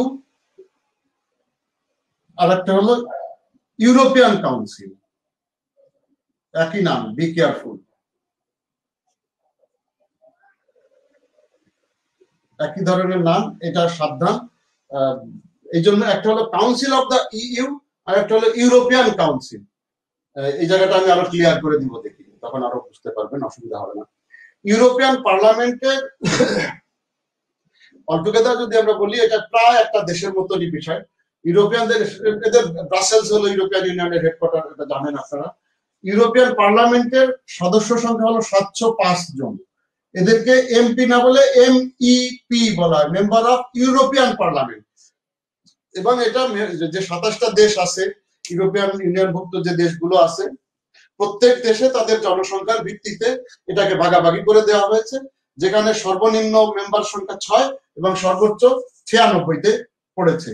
একটা দেশে সর্বনিম্ন 6 জনসংখ্যার উপরে এবং সর্বোচ্চ 96 জন পর্যন্ত এই MEPর কোটা পেয়েছে তারা জনসংখ্যার উপরে ভিত্তি করে। স্বাভাবিকভাবে পার্লামেন্ট তো পার্লামেন্টই, এরা নীতি নির্ধারণের ক্ষেত্রে সর্বোচ্চ ফোরাম আমরা বলতে পারি, যে এখানেই সব ধরনের সিদ্ধান্ত তারা পাশ করিয়ে নিতে হয়, আমাদের যেরকম সংসদ একই রকমের। এটার যিনি প্রেসিডেন্ট এখন আছেন, তার মানে সংসদের প্রেসিডেন্ট যিনি, স্পিকার ডেভিড সাসোলি, উনি একজন ইটালিয়ান নাগরিক। সাধারণত এটা ডেভিড সাসোলি, ইটালিয়ান ভদ্রলোক ডেভিড সাসোলি। তার মেয়াদ হলো 2.5 বছরের এবং একবার রিনিউ করা যাবে। এটা রিনিউয়েবল হলে একবার রিনিউ করা যাবে। তার মানে যদি রিনিউ হয় তাহলে 5 বছর পর্যন্ত উনি ইউরোপিয়ান পার্লামেন্টে স্পিকার হিসাবে থাকতে পারবেন। এরপরে ইউরোপিয়ান কমিশনে আমরা আছি। ইউরোপিয়ান কমিশন হলো যে সমস্ত দেশ থেকে, এই যে 27টা দেশ থেকে একজন করে কমিশনার ওই দেশের সরকার পাঠাবে। তার মানে 27 জন কমিশনার এখানে থেকে তারা, তাদের কাজ হলো ইউরোপিয়ান পার্লামেন্টকে অ্যাসিস্ট করা কোন আইন প্রণয়নের ব্যাপারে। তার মানে এক ধরনের সচিবালয় আমরা বলতে পারি এটাকে, কমিশনকে আমরা বলতে পারি এক ধরনের এটা সচিবালয়। এবং তারাই কোঅর্ডিনেট করে সাধারণত দেশগুলোর সাথে। এই পার্লামেন্টে যে আইন পাস হবে সেটা গ্রাউন্ড তৈরি করা, সমস্ত অ্যাসিস্ট করা, সব দেশ থেকে ইনপুট আনা, এগুলো তারা করে থাকে। এবং যখন একটা ইউরোপিয়ান পার্লামেন্ট কোনো আইন পাস করে ফেলে, সেই আইনটাকে প্রয়োগ করার জন্য সব মেম্বার কান্ট্রিগুলোর সাথে তারা দেন দরবার করে থাকে বা তারা যোগাযোগ করে থাকে, বা এটা ওভারসি বা ফোর্সি যাই বলেন, এগুলো তারা করে থাকে। এটার প্রেসিডেন্ট সাধারণত আপনার এই মুহূর্তে যিনি আছেন উর্সুলা, জার্মান একজন নাগরিক। উনি 5 বছর, এটা টার্ম হলো 5 বছর, এটার যিনি প্রেসিডেন্ট। ইউরোপিয়ান কমিশন 5 বছর ওনার মেয়াদ। এটা উর্সুলা, জার্মানি, ফুল একটা নাম, খুব কঠিন নাম আমার মনে রাখা, ফার্স্ট নেমটাই আমার মনে আছে, সাম উর্সুলা লেয়ার আর কি, এ ধরনের নাম, LEYER, জার্মান একজন ভদ্র মহিলা। উনি এই কমিশনের প্রধান। এরপরে আমরা আসতেছি কাউন্সিল অফ দ্য ইউ, মুছে দিয়ে জায়গা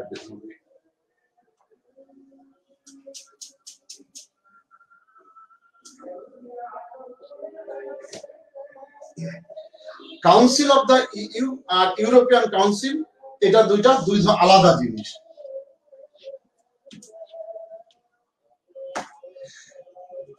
কাউন্সিল অফ দ্য ইউ হলো এরা সাধারণত ইউরোপিয়ান ইউনিয়নের লকে অ্যাডপ্ট করার জন্য তারা নেগোশিয়েট করে থাকে। ইউরোপিয়ান ইউনিয়ন যে ল পাস করে তার আগে এটা নীতি নির্ধারণী ফোরামের একটা, তার মানে এটা মন্ত্রিসভা। আমরা যদি সহজে বলি এটা হলো মন্ত্রিসভা। কিভাবে গঠিত হয় কাউন্সিল? ইউরোপিয়ান ইউনিয়ন ভুক্ত সব দেশে সংশ্লিষ্ট মন্ত্রীরা আছে, সংশ্লিষ্ট মন্ত্রীরা সংশ্লিষ্ট বিষয়ের উপরে একসাথে বসে সিদ্ধান্ত নেবে। দ্যাট মিনস আমি এটাকে ক্লিয়ার করি, সে ধরেন কোনো একটা ফাইন্যান্সিয়াল ইস্যু দাঁড়িয়েছে, ইকোনমিক বা ফাইন্যান্সিয়াল ইস্যু, তখন এই 27 দেশের ফাইন্যান্স মিনিস্টাররা এটার উপরে বসবে এবং তারা সমাধান দিবেন। এই 27 জন ফাইন্যান্স মিনিস্টার হলো ফাইন্যান্স সংক্রান্ত বিষয়ের কাউন্সিল ইউরোপিয়ান ইউনিয়নের। তারা তার নিজের দেশে না, ব্রাসেলসে আসবে, তারা সমাধান করবে। পরিবেশগত কোনো বিষয় হলো, কারণ পরিবেশ সংক্রান্ত যে মন্ত্রীরা আছেন এই 27 দেশের দায়িত্বে যারা আছেন, ওনারা এসে এটার ব্যাপারে সমাধান করবেন। তার মানে সংশ্লিষ্ট দেশের সংশ্লিষ্ট মন্ত্রীরা সংশ্লিষ্ট কমিটিতে থেকে যে কাজ করে ওইটাই হলো কাউন্সিল। তার মানে মন্ত্রীদের কাউন্সিল এটা। দেশ যদি আমরা বলতাম তাহলে বলতে পারি এটা মন্ত্রী পরিষদ। আমাদের দেশের হিসাবে যদি আমরা বলি মন্ত্রী পরিষদ এটা ইউরোপিয়ান কাউন্সিলে। এটার প্রেসিডেন্সি সাধারণত এটা ওই যে লিসবন এগ্রিমেন্টের সময় এটার সময়টা পরিবর্তন হয়েছিল, বুঝছে যে এটা 6 মাস করে এদের মেয়াদ থাকে এবং অ্যালফাবেটিক্যালি এটা পরিবর্তন হতে থাকে। প্রেসিডেন্টশিপটা প্রেসিডেন্টের মেয়াদ মানে ওই কাউন্সিলের প্রেসিডেন্ট মেয়াদ হলো 6 মাস এবং এটা রোটেট করতে থাকে দেশগুলোর অ্যালফাবেটিক নাম অনুযায়ী, অ্যালফাবেটিক অর্ডার। যেমন 31শে ডিসেম্বর পর্যন্ত ছিল জার্মানি, এখন জানুয়ারির 1 তারিখ থেকে নতুন প্রেসিডেন্ট। জার্মানির পরে আসে গ্রিস বানান অনুযায়ী। এই জানুয়ারির 1 তারিখ থেকে 6 মাসের জন্য গ্রিস এখন এই European council of European council না, কাউন্সিল অফ দ্য ইইউ এর প্রেসিডেন্ট হিসাবে 1 তারিখে দায়িত্ব নিয়েছে 6 মাসের জন্য।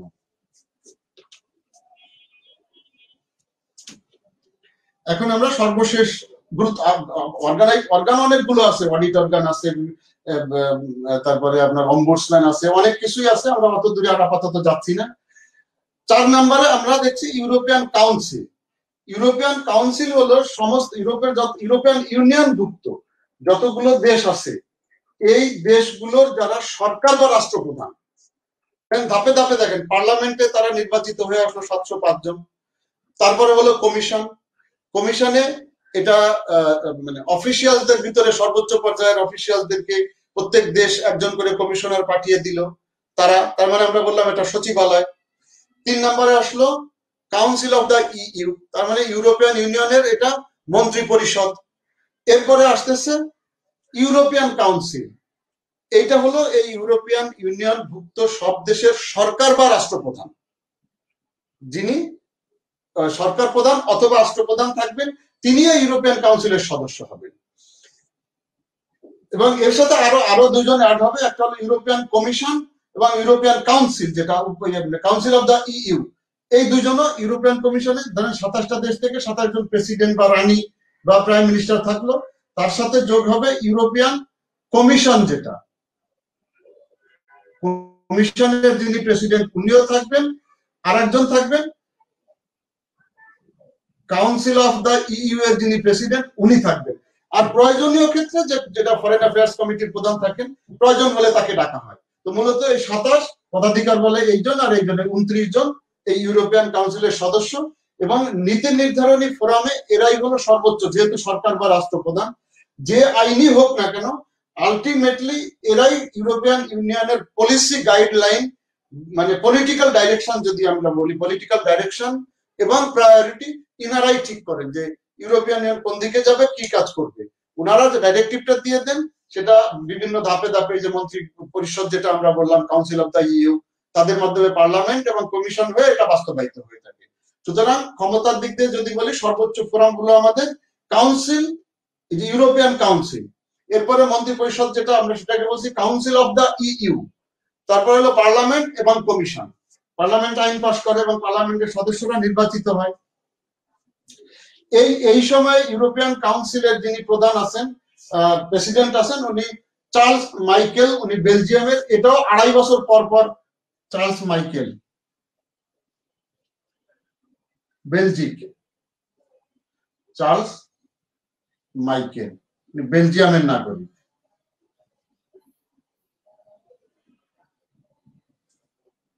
বেলজিয়ামের নাগরিক, ইনারও মেয়াদ হলো 2.5 বছর এবং একবার রিনিউ করা যাবে, ওই আগের ওইটার মতন একবার রিনিউ করা সম্ভব সেটাকে। ইউরোপিয়ান ইউনিয়নের যিনি আছেন। এই 4টা হলো আমাদের মূল জায়গাগুলো। এরপরে আরো আছে, সেগুলো আমরা আপাতত গেলাম না। সময় কি হলো? 4টা 5 বেজে গেছে রে ভাই, আমি কই দৌড়াবো বলেন তো দেখি। ফ্রান্স এবং রুশ আমরা বাদ দেই আজকে, আর সময় কুলাচ্ছে না, বরং যতটুকুন পারি সংক্ষেপে হলেও আমরা আজারবাইজান, আর্মেনিয়া, যেহেতু এটা রিসেন্ট, এটাকে কিছুটা আলাপ করি।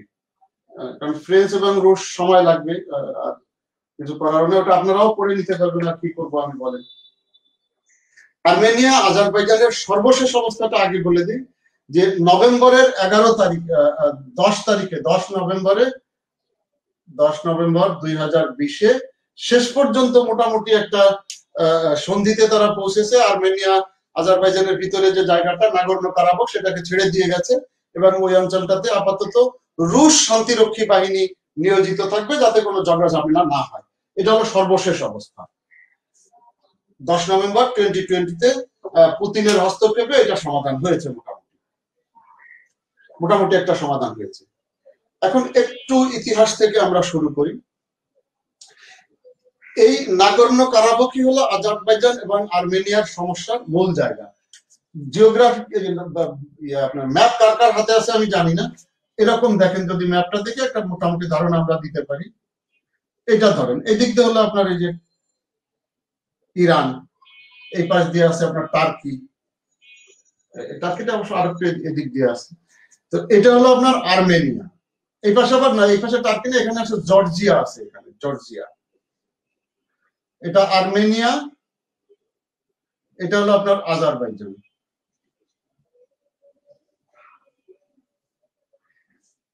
যে অঞ্চলটা নিয়ে সমস্যা সেটা এইখানে, নাগর্নো এবং কারাবাখ, দুইটা স্বায়ত্তশাসিত অঞ্চল। এটার মোট এরিয়া হলো এটার মোট এরিয়া হলো 4,400 square kilometre, 4400 square kilometre area আছে নাগর্নো কারাবাখ এই জায়গাটাতে। এইটা নিয়ে আর্মেনিয়ানরা বলছে যে এটা আমাদের, আজারবাইজানের লোকজন বলছে এটা আমাদের। এখন এটা কাদের? অফিসিয়ালি এটা আজারবাইজানের। কেন? আমরা গ্রাজুয়ালি একটু আসার চেষ্টা করি। এই অঞ্চলটাকে, এই যে জায়গাটা মানে আপনার নাগর্নো কারাবাখ যেটা, এই জায়গাটার মূলত অংশটার নাম ছিল আর্টস। এই জায়গাটার নাম ছিল পূর্বে আর্টসাক, ARTSAK, আর্টসাক অঞ্চল, আর্টসাক অঞ্চল অরিজিনাল নেম ছিল এবং আর্মেনিয়ার অংশ হিসাবেই এটাকে নামটা দেওয়া হয়েছিল। এইখানকার জনবসতি বেশিরভাগই খ্রিস্টান এবং আর্মেনিয়ান। আজারবাইজানের জনবসতির বেশির অংশ 95% বোধহয় বা 6% মুসলমান, এবং তারা এই টার্কিশ গোষ্ঠীভুক্ত। এই আজারবাইজান এবং টার্কি এদের জাতিগতভাবে এরা এক মোটামুটি। এটা তারা বলেও যে আমরা দুই দেশ এক রক্ত, দুই দেশ এক জাতি। তারা নিজেরাও টার্কিশরাও বলে। টার্কিশদের এখানে একটা বড় পলিটিক্সও আছে, সেটা হলো ওসমানিয়া খেলাফতের সময়ে এই জায়গাটা 28 মে 1918, দেখেন, প্রথম বিশ্বযুদ্ধ চলাকালে, এটা আমি সরিয়ে ফেলি।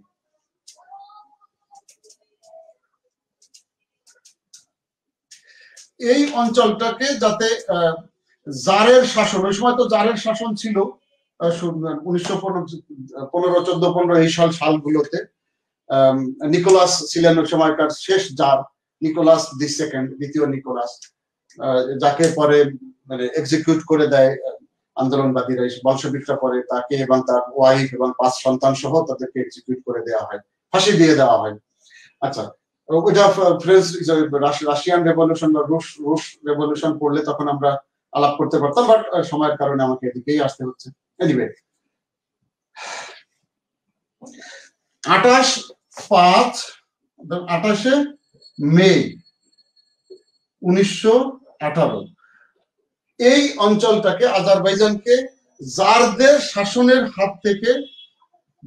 শাসনের হাত থেকে ওসমানিয়া খেলাফত, অটোমান এম্পায়ার, টার্কিশরা, তারা জারদের হাত থেকে আজারবাইজানকে মুক্ত করে। তার মানে শক্তি দিয়েছে ওসমানিয়া খেলাফত, লড়েছে আজারবাইজানের লোকজন, স্বাধীন হয়েছে জারদের শাসন থেকে। এটার একটা কারণ হলো রাজনীতি ছিল যে টার্কিশরা বা ওসমানিয়া খেলাফত তারা মনে করছিল যাতে করে জারের শাসনটা আমাদের দেশে পর্যন্ত আসতে না পারে ঢেউটা, সুতরাং আগেই তাকে বাধাগ্রস্ত করে দাও।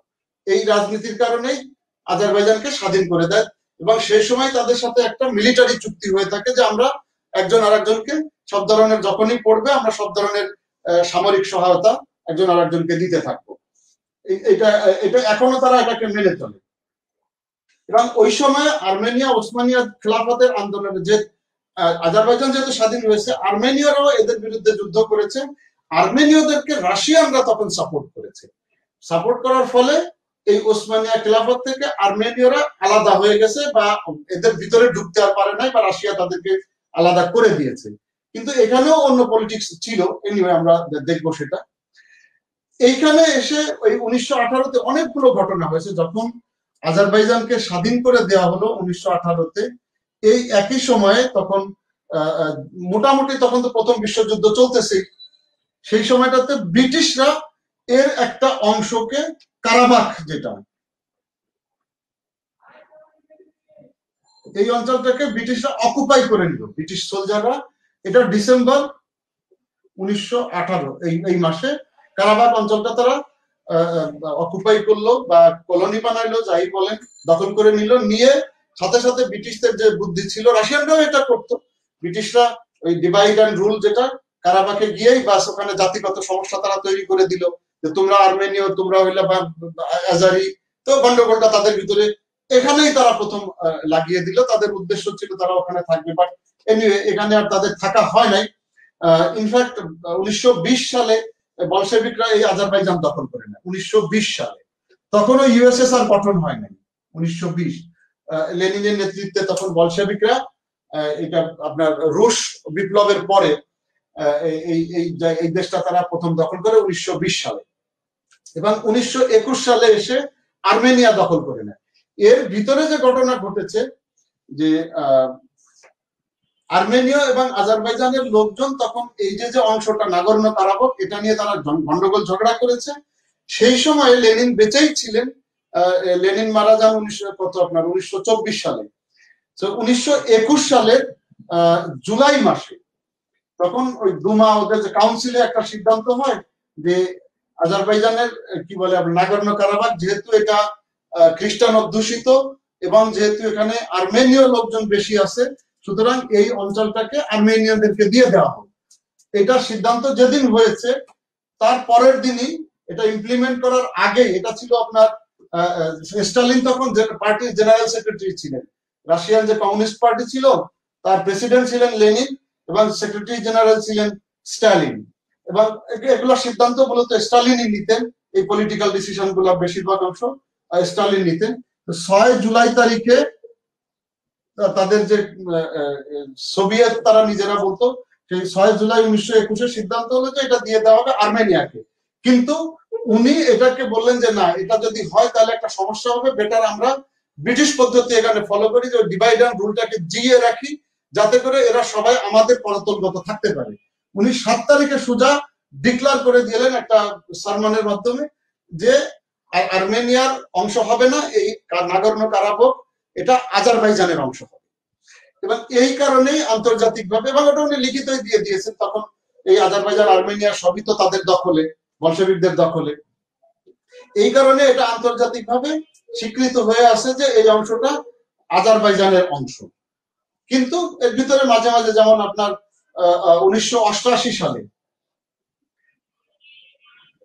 এবং এই নাগোর্নো কারাবাখ অঞ্চলটাকে স্বায়ত্তশাসন দিয়ে দেওয়া হয়, বলা হলো যে এটা আজারবাইজানেরই অংশ, ইউএসএসআর এর আজারবাইজান অংশের স্বায়ত্তশাসিত অঞ্চল এই নাগোর্নো কারাবাখ। এটা স্টালিনের ডিসিশন ছিল এবং এবার দিয়ে দেওয়া হয় সেভাবেই। এনিওয়ে, সো দীর্ঘদিন তো তারা যেহেতু ইউএসএসআর এর অন্তর্ভুক্ত ছিল, সেই 1920 সাল থেকে শুরু করে 1990 সাল, প্রায় 70 বছরের কাছাকাছি। এর ভিতরে 1988 সালে এসে যখন আলোচনা হইতেছে রাশিয়া ভাঙ্গার এরকম একটা অবস্থার ভিতরে দুজনের ভিতরে কনফ্রন্টেশন দেখা দিল, ঝগড়াঝাটি লেগে গেল এবং এই স্বায়ত্তশাসিত অঞ্চলে পার্লামেন্টও ছিল, স্বায়ত্তশাসিত অঞ্চলে নাগোর্নো কারাবাখ অঞ্চলে এটার নাম দেওয়া হয়েছিল নাগোর্নো কারাবাখ রিপাবলিক, এই অঞ্চলটার নাম দেওয়া হয়েছিল। তো সেই পার্লামেন্টে একটা বিল, এবং যেহেতু এটা আর্মেনীয় অধ্যুষিত এলাকা, খ্রিস্টান অধ্যুষিত এলাকা, ওই পার্লামেন্টের লোকজন সবই ছিল আর্মেনীয় এবং খ্রিস্টান। তো তারা তখন প্রথমে এখানে স্বাধীনতার জন্য একটা বিল উত্থাপন করে 1988 সালে, এবং খুব সম্ভব স্বাভাবিকভাবেই এটা খুব ক্লিয়ার হয়ে যায়, 110/17 ভোটে এই বিলটা পাশ হয়ে যায়। 110/17 এর পক্ষে পাশ হয়ে যায় যে আজারবাইজান, নাগোর্নো কারাবাখ এটা একটা স্বাধীন দেশ হয়ে যাবে। কিন্তু এটা রাশিয়াও মেনে নেয় নাই, অন্যরাও কেউ মেনে নেয় নাই, কারণ এটা তো অলরেডি, এবং এই পার্লামেন্টে আজারবাইজানের কোনো প্রতিনিধিত্ব ছিল না। সব মিলে এবং তখন একটা অ্যানোমালি সৃষ্টি হয়েছে, ঝামেলা সৃষ্টি হয়েছে। রাশিয়ার অবস্থা তো এমনি তখন খুবই খারাপ অবস্থা গর্বাচেভের সময়। তো সবকিছু মিলে তখন এটাকে রাশিয়ানরাই আবার থামিয়েছে এবং 89 সালের 29 নভেম্বর 89 এই তারিখে রাশিয়ায় রাশিয়া মানে ইউএসএসআর, তখন তারা আর্মেনিয়ানদেরকে মানে বন্ধ করে দিয়ে, তাদের লাফালাফি বন্ধ করে দিয়ে বললো যে না, এটা আর্মেনিয়ানদের, আজারবাইজানের ছিল, এটা আজারবাইজানি পাবে। 89-এ রাশিয়া আবার এটা ফিরিয়ে দিল আজারবাইজানের হাতে, যদিও পার্লামেন্ট, এই নাগোর্নো কারাবাখ রিপাবলিকের পার্লামেন্ট যদিও বিল পাস করেছিল স্বাধীনতার জন্য। ফাইনালি আপনার ধরেন যখন স্বাধীন হয়ে গেল 1991 অক্টোবর মাসে, আজারবাইজান স্বাধীন হয়ে গেল, তারিখটা ছিল কবে, 20 তারিখ বোধ হয়, 20/10/91 স্বাধীন হয়ে গেল আপনার আজারবাইজান। এরপরে দেখবেন বেশ মানে এর কয়দিন পরে, নভেম্বরের কয়দিন পরেই 10 ডিসেম্বর তারিখ, এটা হলো আপনার আজারবাইজানের স্বাধীনতার দিন, 10 ডিসেম্বর 1991। এই সময় এসে দ্রুত, মানে 2 মাসও যায় নাই, 1 মাস 20 দিনের মতো সময়, এর ভিতরে আজারবাইজানে একটা গণভোটের সিদ্ধান্ত নেয় এবং তারা ওই যেটা হওয়া সেটা হয়েছে, তারা আবার কি বলে নাগোর্নো কারাবাখ তারা স্বায়ত্তশাসিত অঞ্চল হিসেবে থাকতে চাইছে। এই সময় এসে এটা নিয়ে আবার রাশিয়ান গভর্নমেন্টের সাথে অনেক দিন দরবার আর্মেনিয়া আজারবাইজানের হয়েছে, ডিটেলে আমরা যাচ্ছি না। যাই হোক, দুই দলই তখন বারবার চেষ্টা করছে এটা তাদেরই হোক, যেটা হয় নাই, এবং তখন ফুল স্কেল যুদ্ধের ভিতরে দুই দেশই চলে গেছে 1994-তে। গ্রাজুয়ালি এটার উপরে আপনার 92 সাল 92 থেকে মিন্সকে কি বলে আমেরিকা সহ ইউরোপের কিছুতে ফ্রান্স সহ তারা এটা সমাধানের জন্য 1992 সাল থেকে চেষ্টা করে যাচ্ছে। মিন্স জায়গাটা হলো আপনার বেলারুসের একটা টুরিস্ট সিটি, এটা খুব সুন্দর, বেলারুশে। এখানে আপনার ওই যে মিন্স্ক গ্রুপ বলে, ওএসসিই মিন্স্ক গ্রুপ,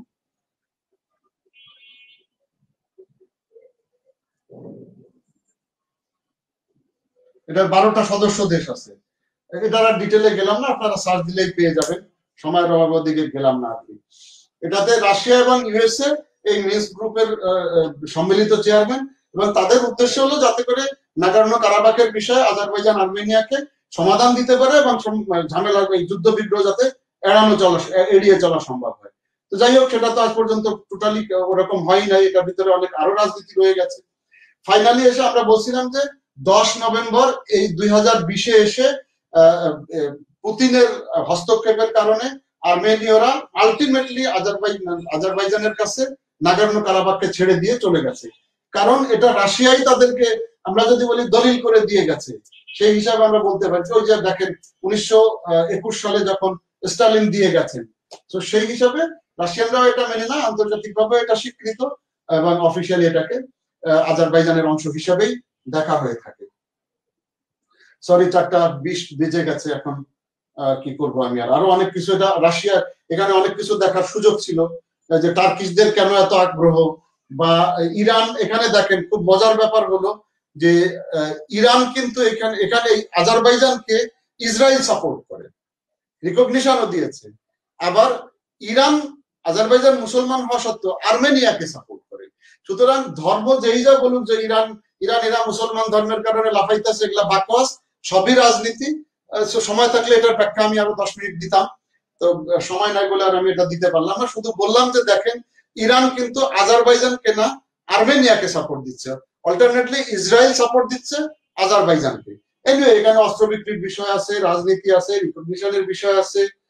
ফ্রেঞ্চরা যে ইটালিতে মার খেয়েছে, সরি লিবিয়াতে কদিন আগে মার খেলো তার হাফতার বাহিনী, যারা খলিফা হাফতার তো এখন কনকাশা হয়ে গেছে। আমি কাজ করেছি এক সময় লিবিয়াতে, এই জন্য আমার ইন্টারেস্ট আছে বলে আমি দেখি, সেখানেও ফ্রেঞ্চরা ধরা খেয়েছে। সব মিলে আর কি বিষয়টা খুব জটিল হয়ে আছে।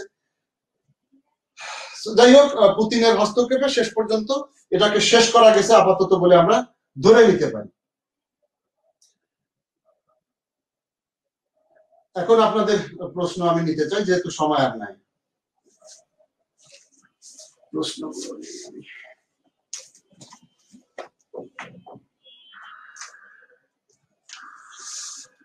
সালাম, নমস্কার, আলাইকুম সালাম, সবাইকে নমস্কার যারা নমস্কার দিয়েছেন।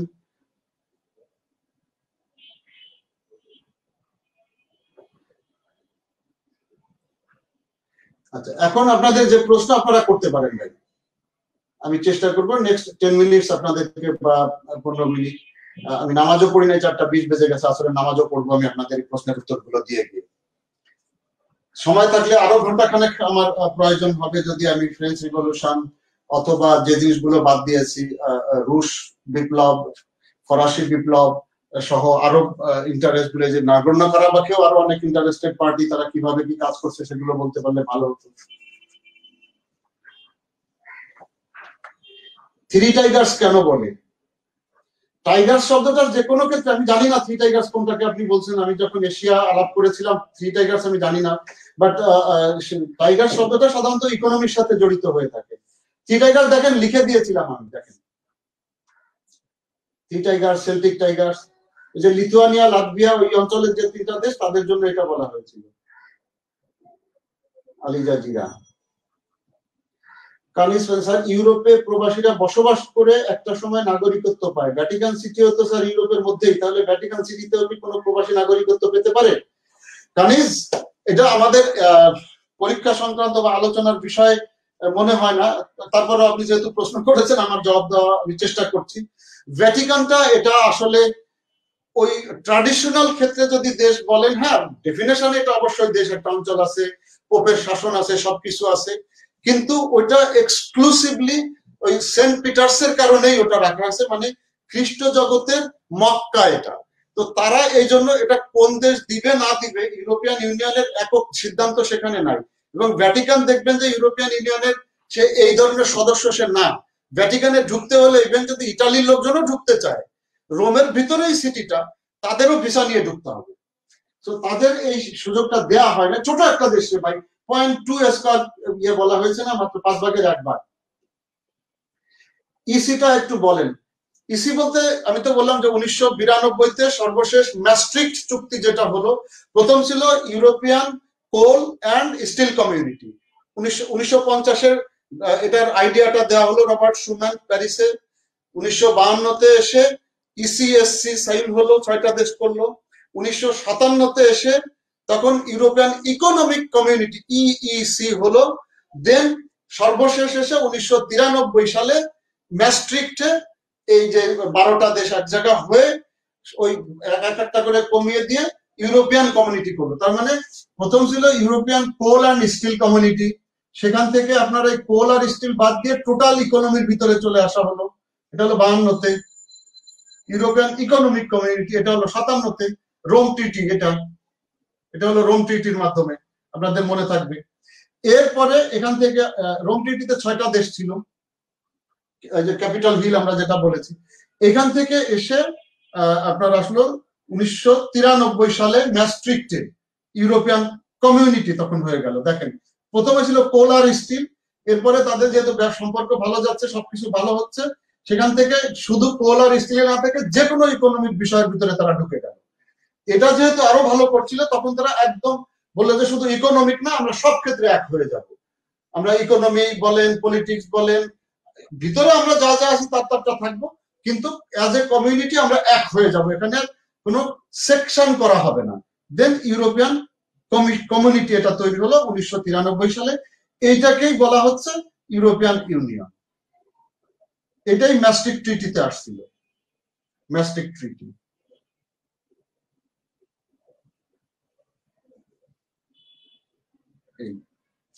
এটা হলো আপনার ইসি ভাই। ইসিটা বললাম। ইসরায়েল কেন এক হয়েও মধ্যপ্রাচ্যে এতটা বিস্তার, এটার জন্য আবার একটা ভাইবার ক্লাস আছে, সেখানে আসেন, সেখানে কথা বলবো, কারণ সময় নাই জুলফিকার, আদারওয়াইজ একটু লম্বা সময় প্রয়োজন হবে। বলকান রাষ্ট্র তো আপনি দেখেন না, সার্চ দিলেই পেয়ে যাবেন। বলকান রাষ্ট্র হলো বলকান পাহাড়ের পাদদেশে যারা, তারা। আপনি যদি বলেন এটা দেশগুলোও সব আমি দিয়ে দিতে পারবো, অসুবিধা নেই।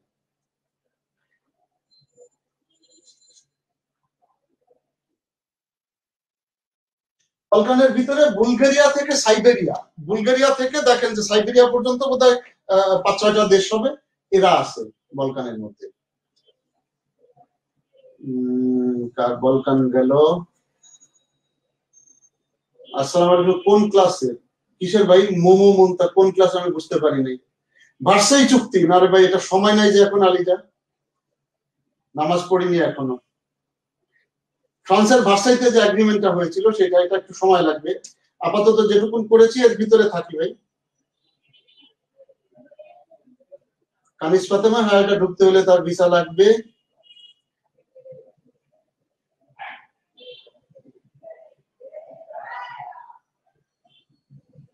সিআইএস, সোনাউল্লাহ, মোহাম্মদ সোনাউল্লাহ। সিআইএস কি? সিআইএস হলো কমনওয়েলথ অফ ইন্ডিপেন্ডেন্ট স্টেটস। তার মানে 1991 সালে যখন রাশিয়া ভেঙে গেল, ভাঙার পরে ওই ভাঙ্গা রাষ্ট্রগুলো একসাথে মিলে একটা কমনওয়েলথ করলো। যেমন আমরা ব্রিটিশের আওতায় যারা ছিলাম, তারা একসময় যখন স্বাধীন হয়ে গেছে, তারা ব্রিটেনের ধারণাতেই একসময় আমরা কমনওয়েলথ অফ ইন্ডিপেন্ডেন্ট কমনওয়েলথ গঠন করেছি।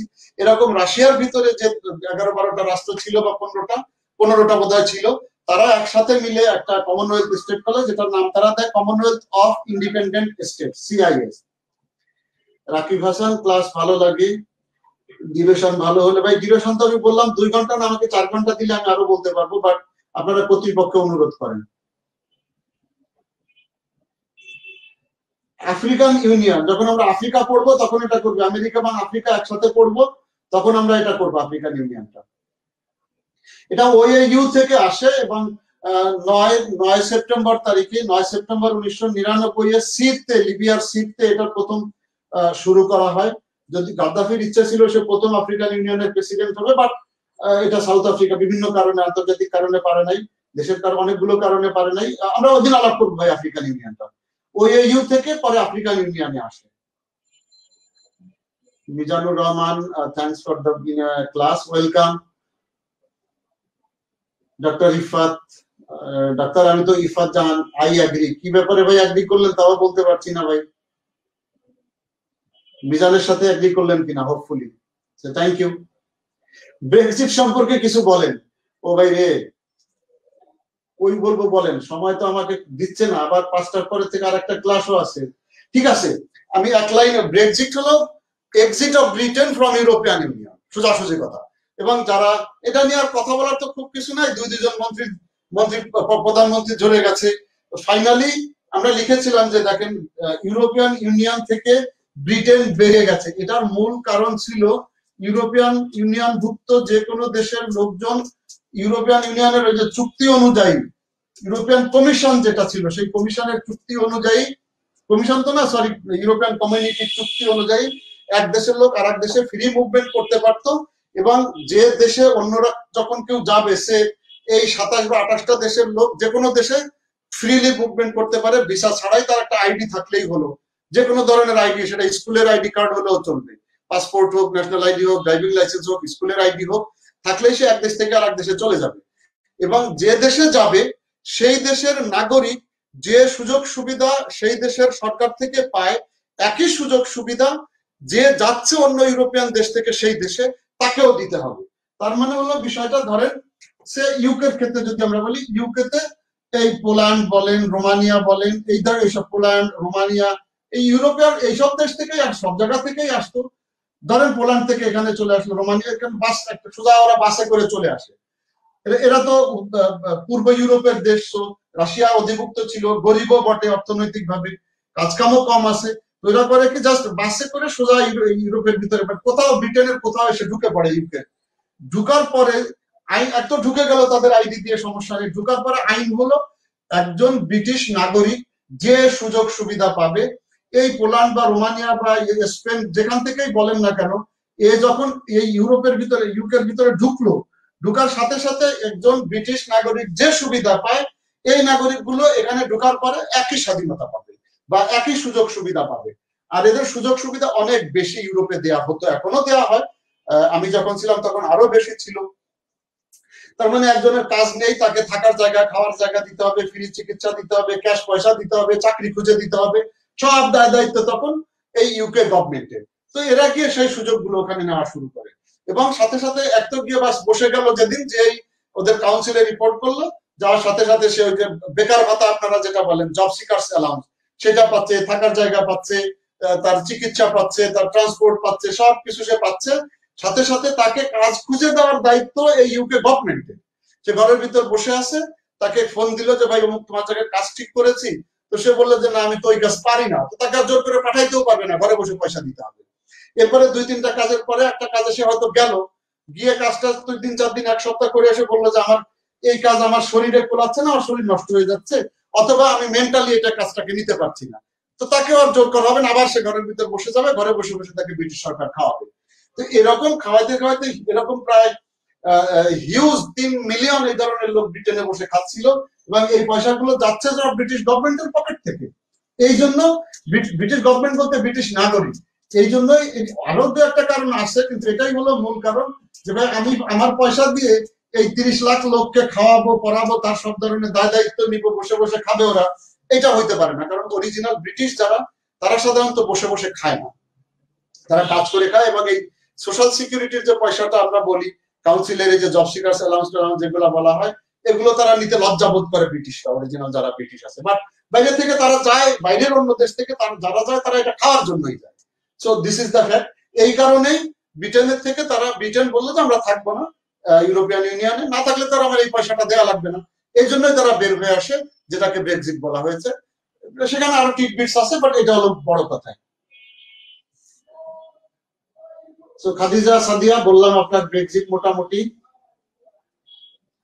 Faridul Islam, sir I want to request the authority through you to increase the, আমার মাধ্যমে বলেন না, আমার সাথে অনেক আলাপ হয়, এই যে ওখানে যারাই আছে তাদের সাথে আপনার সবসময় আমার আলাপ হয় এটা নিয়ে, সময়ের ব্যাপারে। আপনারা এটা আলাপ করেন। কত টাইম হলো ক্লাস হয়? ভাই 1.5 ঘন্টার উপরে হয়ে গেছে বোধ হয়। সোহান, নামাজের জন্য থ্যাংক ইউ ভাই, যাবো। ইউরোপের ধর্ম নিয়ে যুদ্ধের কারণ কি? আলিজা, সময় যে নাই ভাই। আচ্ছা ঠিক আছে, আমি এটা শেষ প্রশ্ন, দয়া করে আর প্রশ্ন দিয়েন না। এটার কারণ হলো সেকশন। মূলত যে বড় যুদ্ধগুলো হয়েছে, যেমন আপনার 1800 শতাব্দীতে বা তার আগে 1700 শতাব্দীতে যখন বড় বড় যুদ্ধগুলো হয়েছে, 30 বছরের যুদ্ধটা যদি ধরেন, তারপরে 100 দিনের যুদ্ধ, এই যে বড় বড় যুদ্ধগুলো মারাত্মক আকার ইউরোপে হয়েছে, ধর্ম নিয়ে মূল কারণ ছিল ধর্মের ভিতরে বিভাজন। এই যে আমাদের ভিতরে যেমন শিয়া সুন্নি আমরা বলি, এই ধরনের বিষয় ওদের ভিতরেও আছে ভাই। এই যে মূল দুইটা দল হলো ক্যাথলিক এবং প্রোটেস্ট্যান্ট। ক্যাথলিক যারা গির্জার অনুশাসন মেনে চলে, মানে গির্জার থেকে যা বলে দেওয়া হবে ওরা এটাই মেনে নিবে। গির্জার যারা পোপ, পাদ্রী যারা আছেন, ফাদার, তারা যে ভার্ডিক্ট দিবেন, ডিসিশন দিবেন, ওটাই তাদের জন্য প্রযোজ্য, ওটাই তাদের জন্য আইন। যে ঠিক আছে, তুমি এখন থেকে শার্ট পরতে পারবে না, তোমাকে লম্বা জুব্বা পাঞ্জাবি পরে চলতে হবে। তো এটা গির্জার ডিসিশন, তো এটা মেনে নিল, সে হলো ক্যাথলিক। আর প্রোটেস্ট্যান্টরা হলো যে যারা এটাকে প্রোটেস্ট করেছে, যে না আমরা বাইবেল মানবো, কিন্তু গির্জার থেকে যে সিদ্ধান্ত আসবে, গির্জার এই যে পুরোহিত যে সিদ্ধান্ত দিবেন, এটা আমরা মেনে নেব না।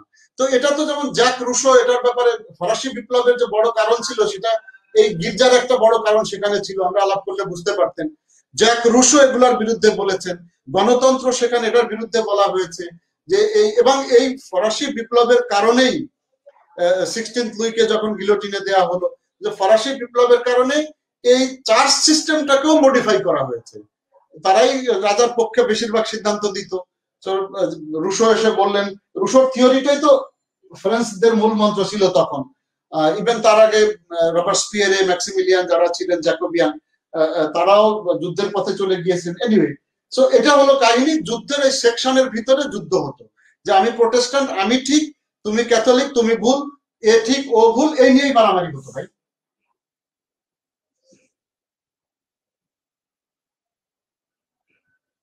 জ্যোতি রানী সূত্রধার উচিত হইছে, ব্রিটিশদের সাথে এমনই করা উচিত ছিল। আচ্ছা কোনটা ভাই আমি বুঝতে পারছি না, ব্রিটিশদের সাথে কোনটা? ব্রেক্সিট হওয়াটা? ব্রেক্সিট তো ভাই ব্রিটিশটাই বেরিয়ে এসেছে, তাদের পয়সা খেয়ে ফেলে বোধহয় বের করে দিয়ে এসছে। নেক্সট ক্লাস কবে বা কখন? তালুকদার তালহা, আপনি দেখেন শিডিউলটা, দেখলে বুঝতে পারবেন ভাই, আমার তো মুখস্থ নাই।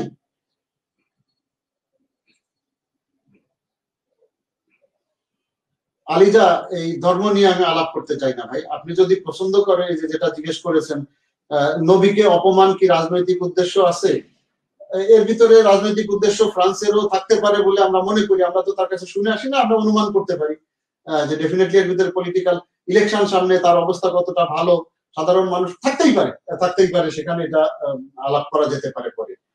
এই ফোরামে আমি ধর্ম নিয়ে আলাপ করতে চাই না ভাই।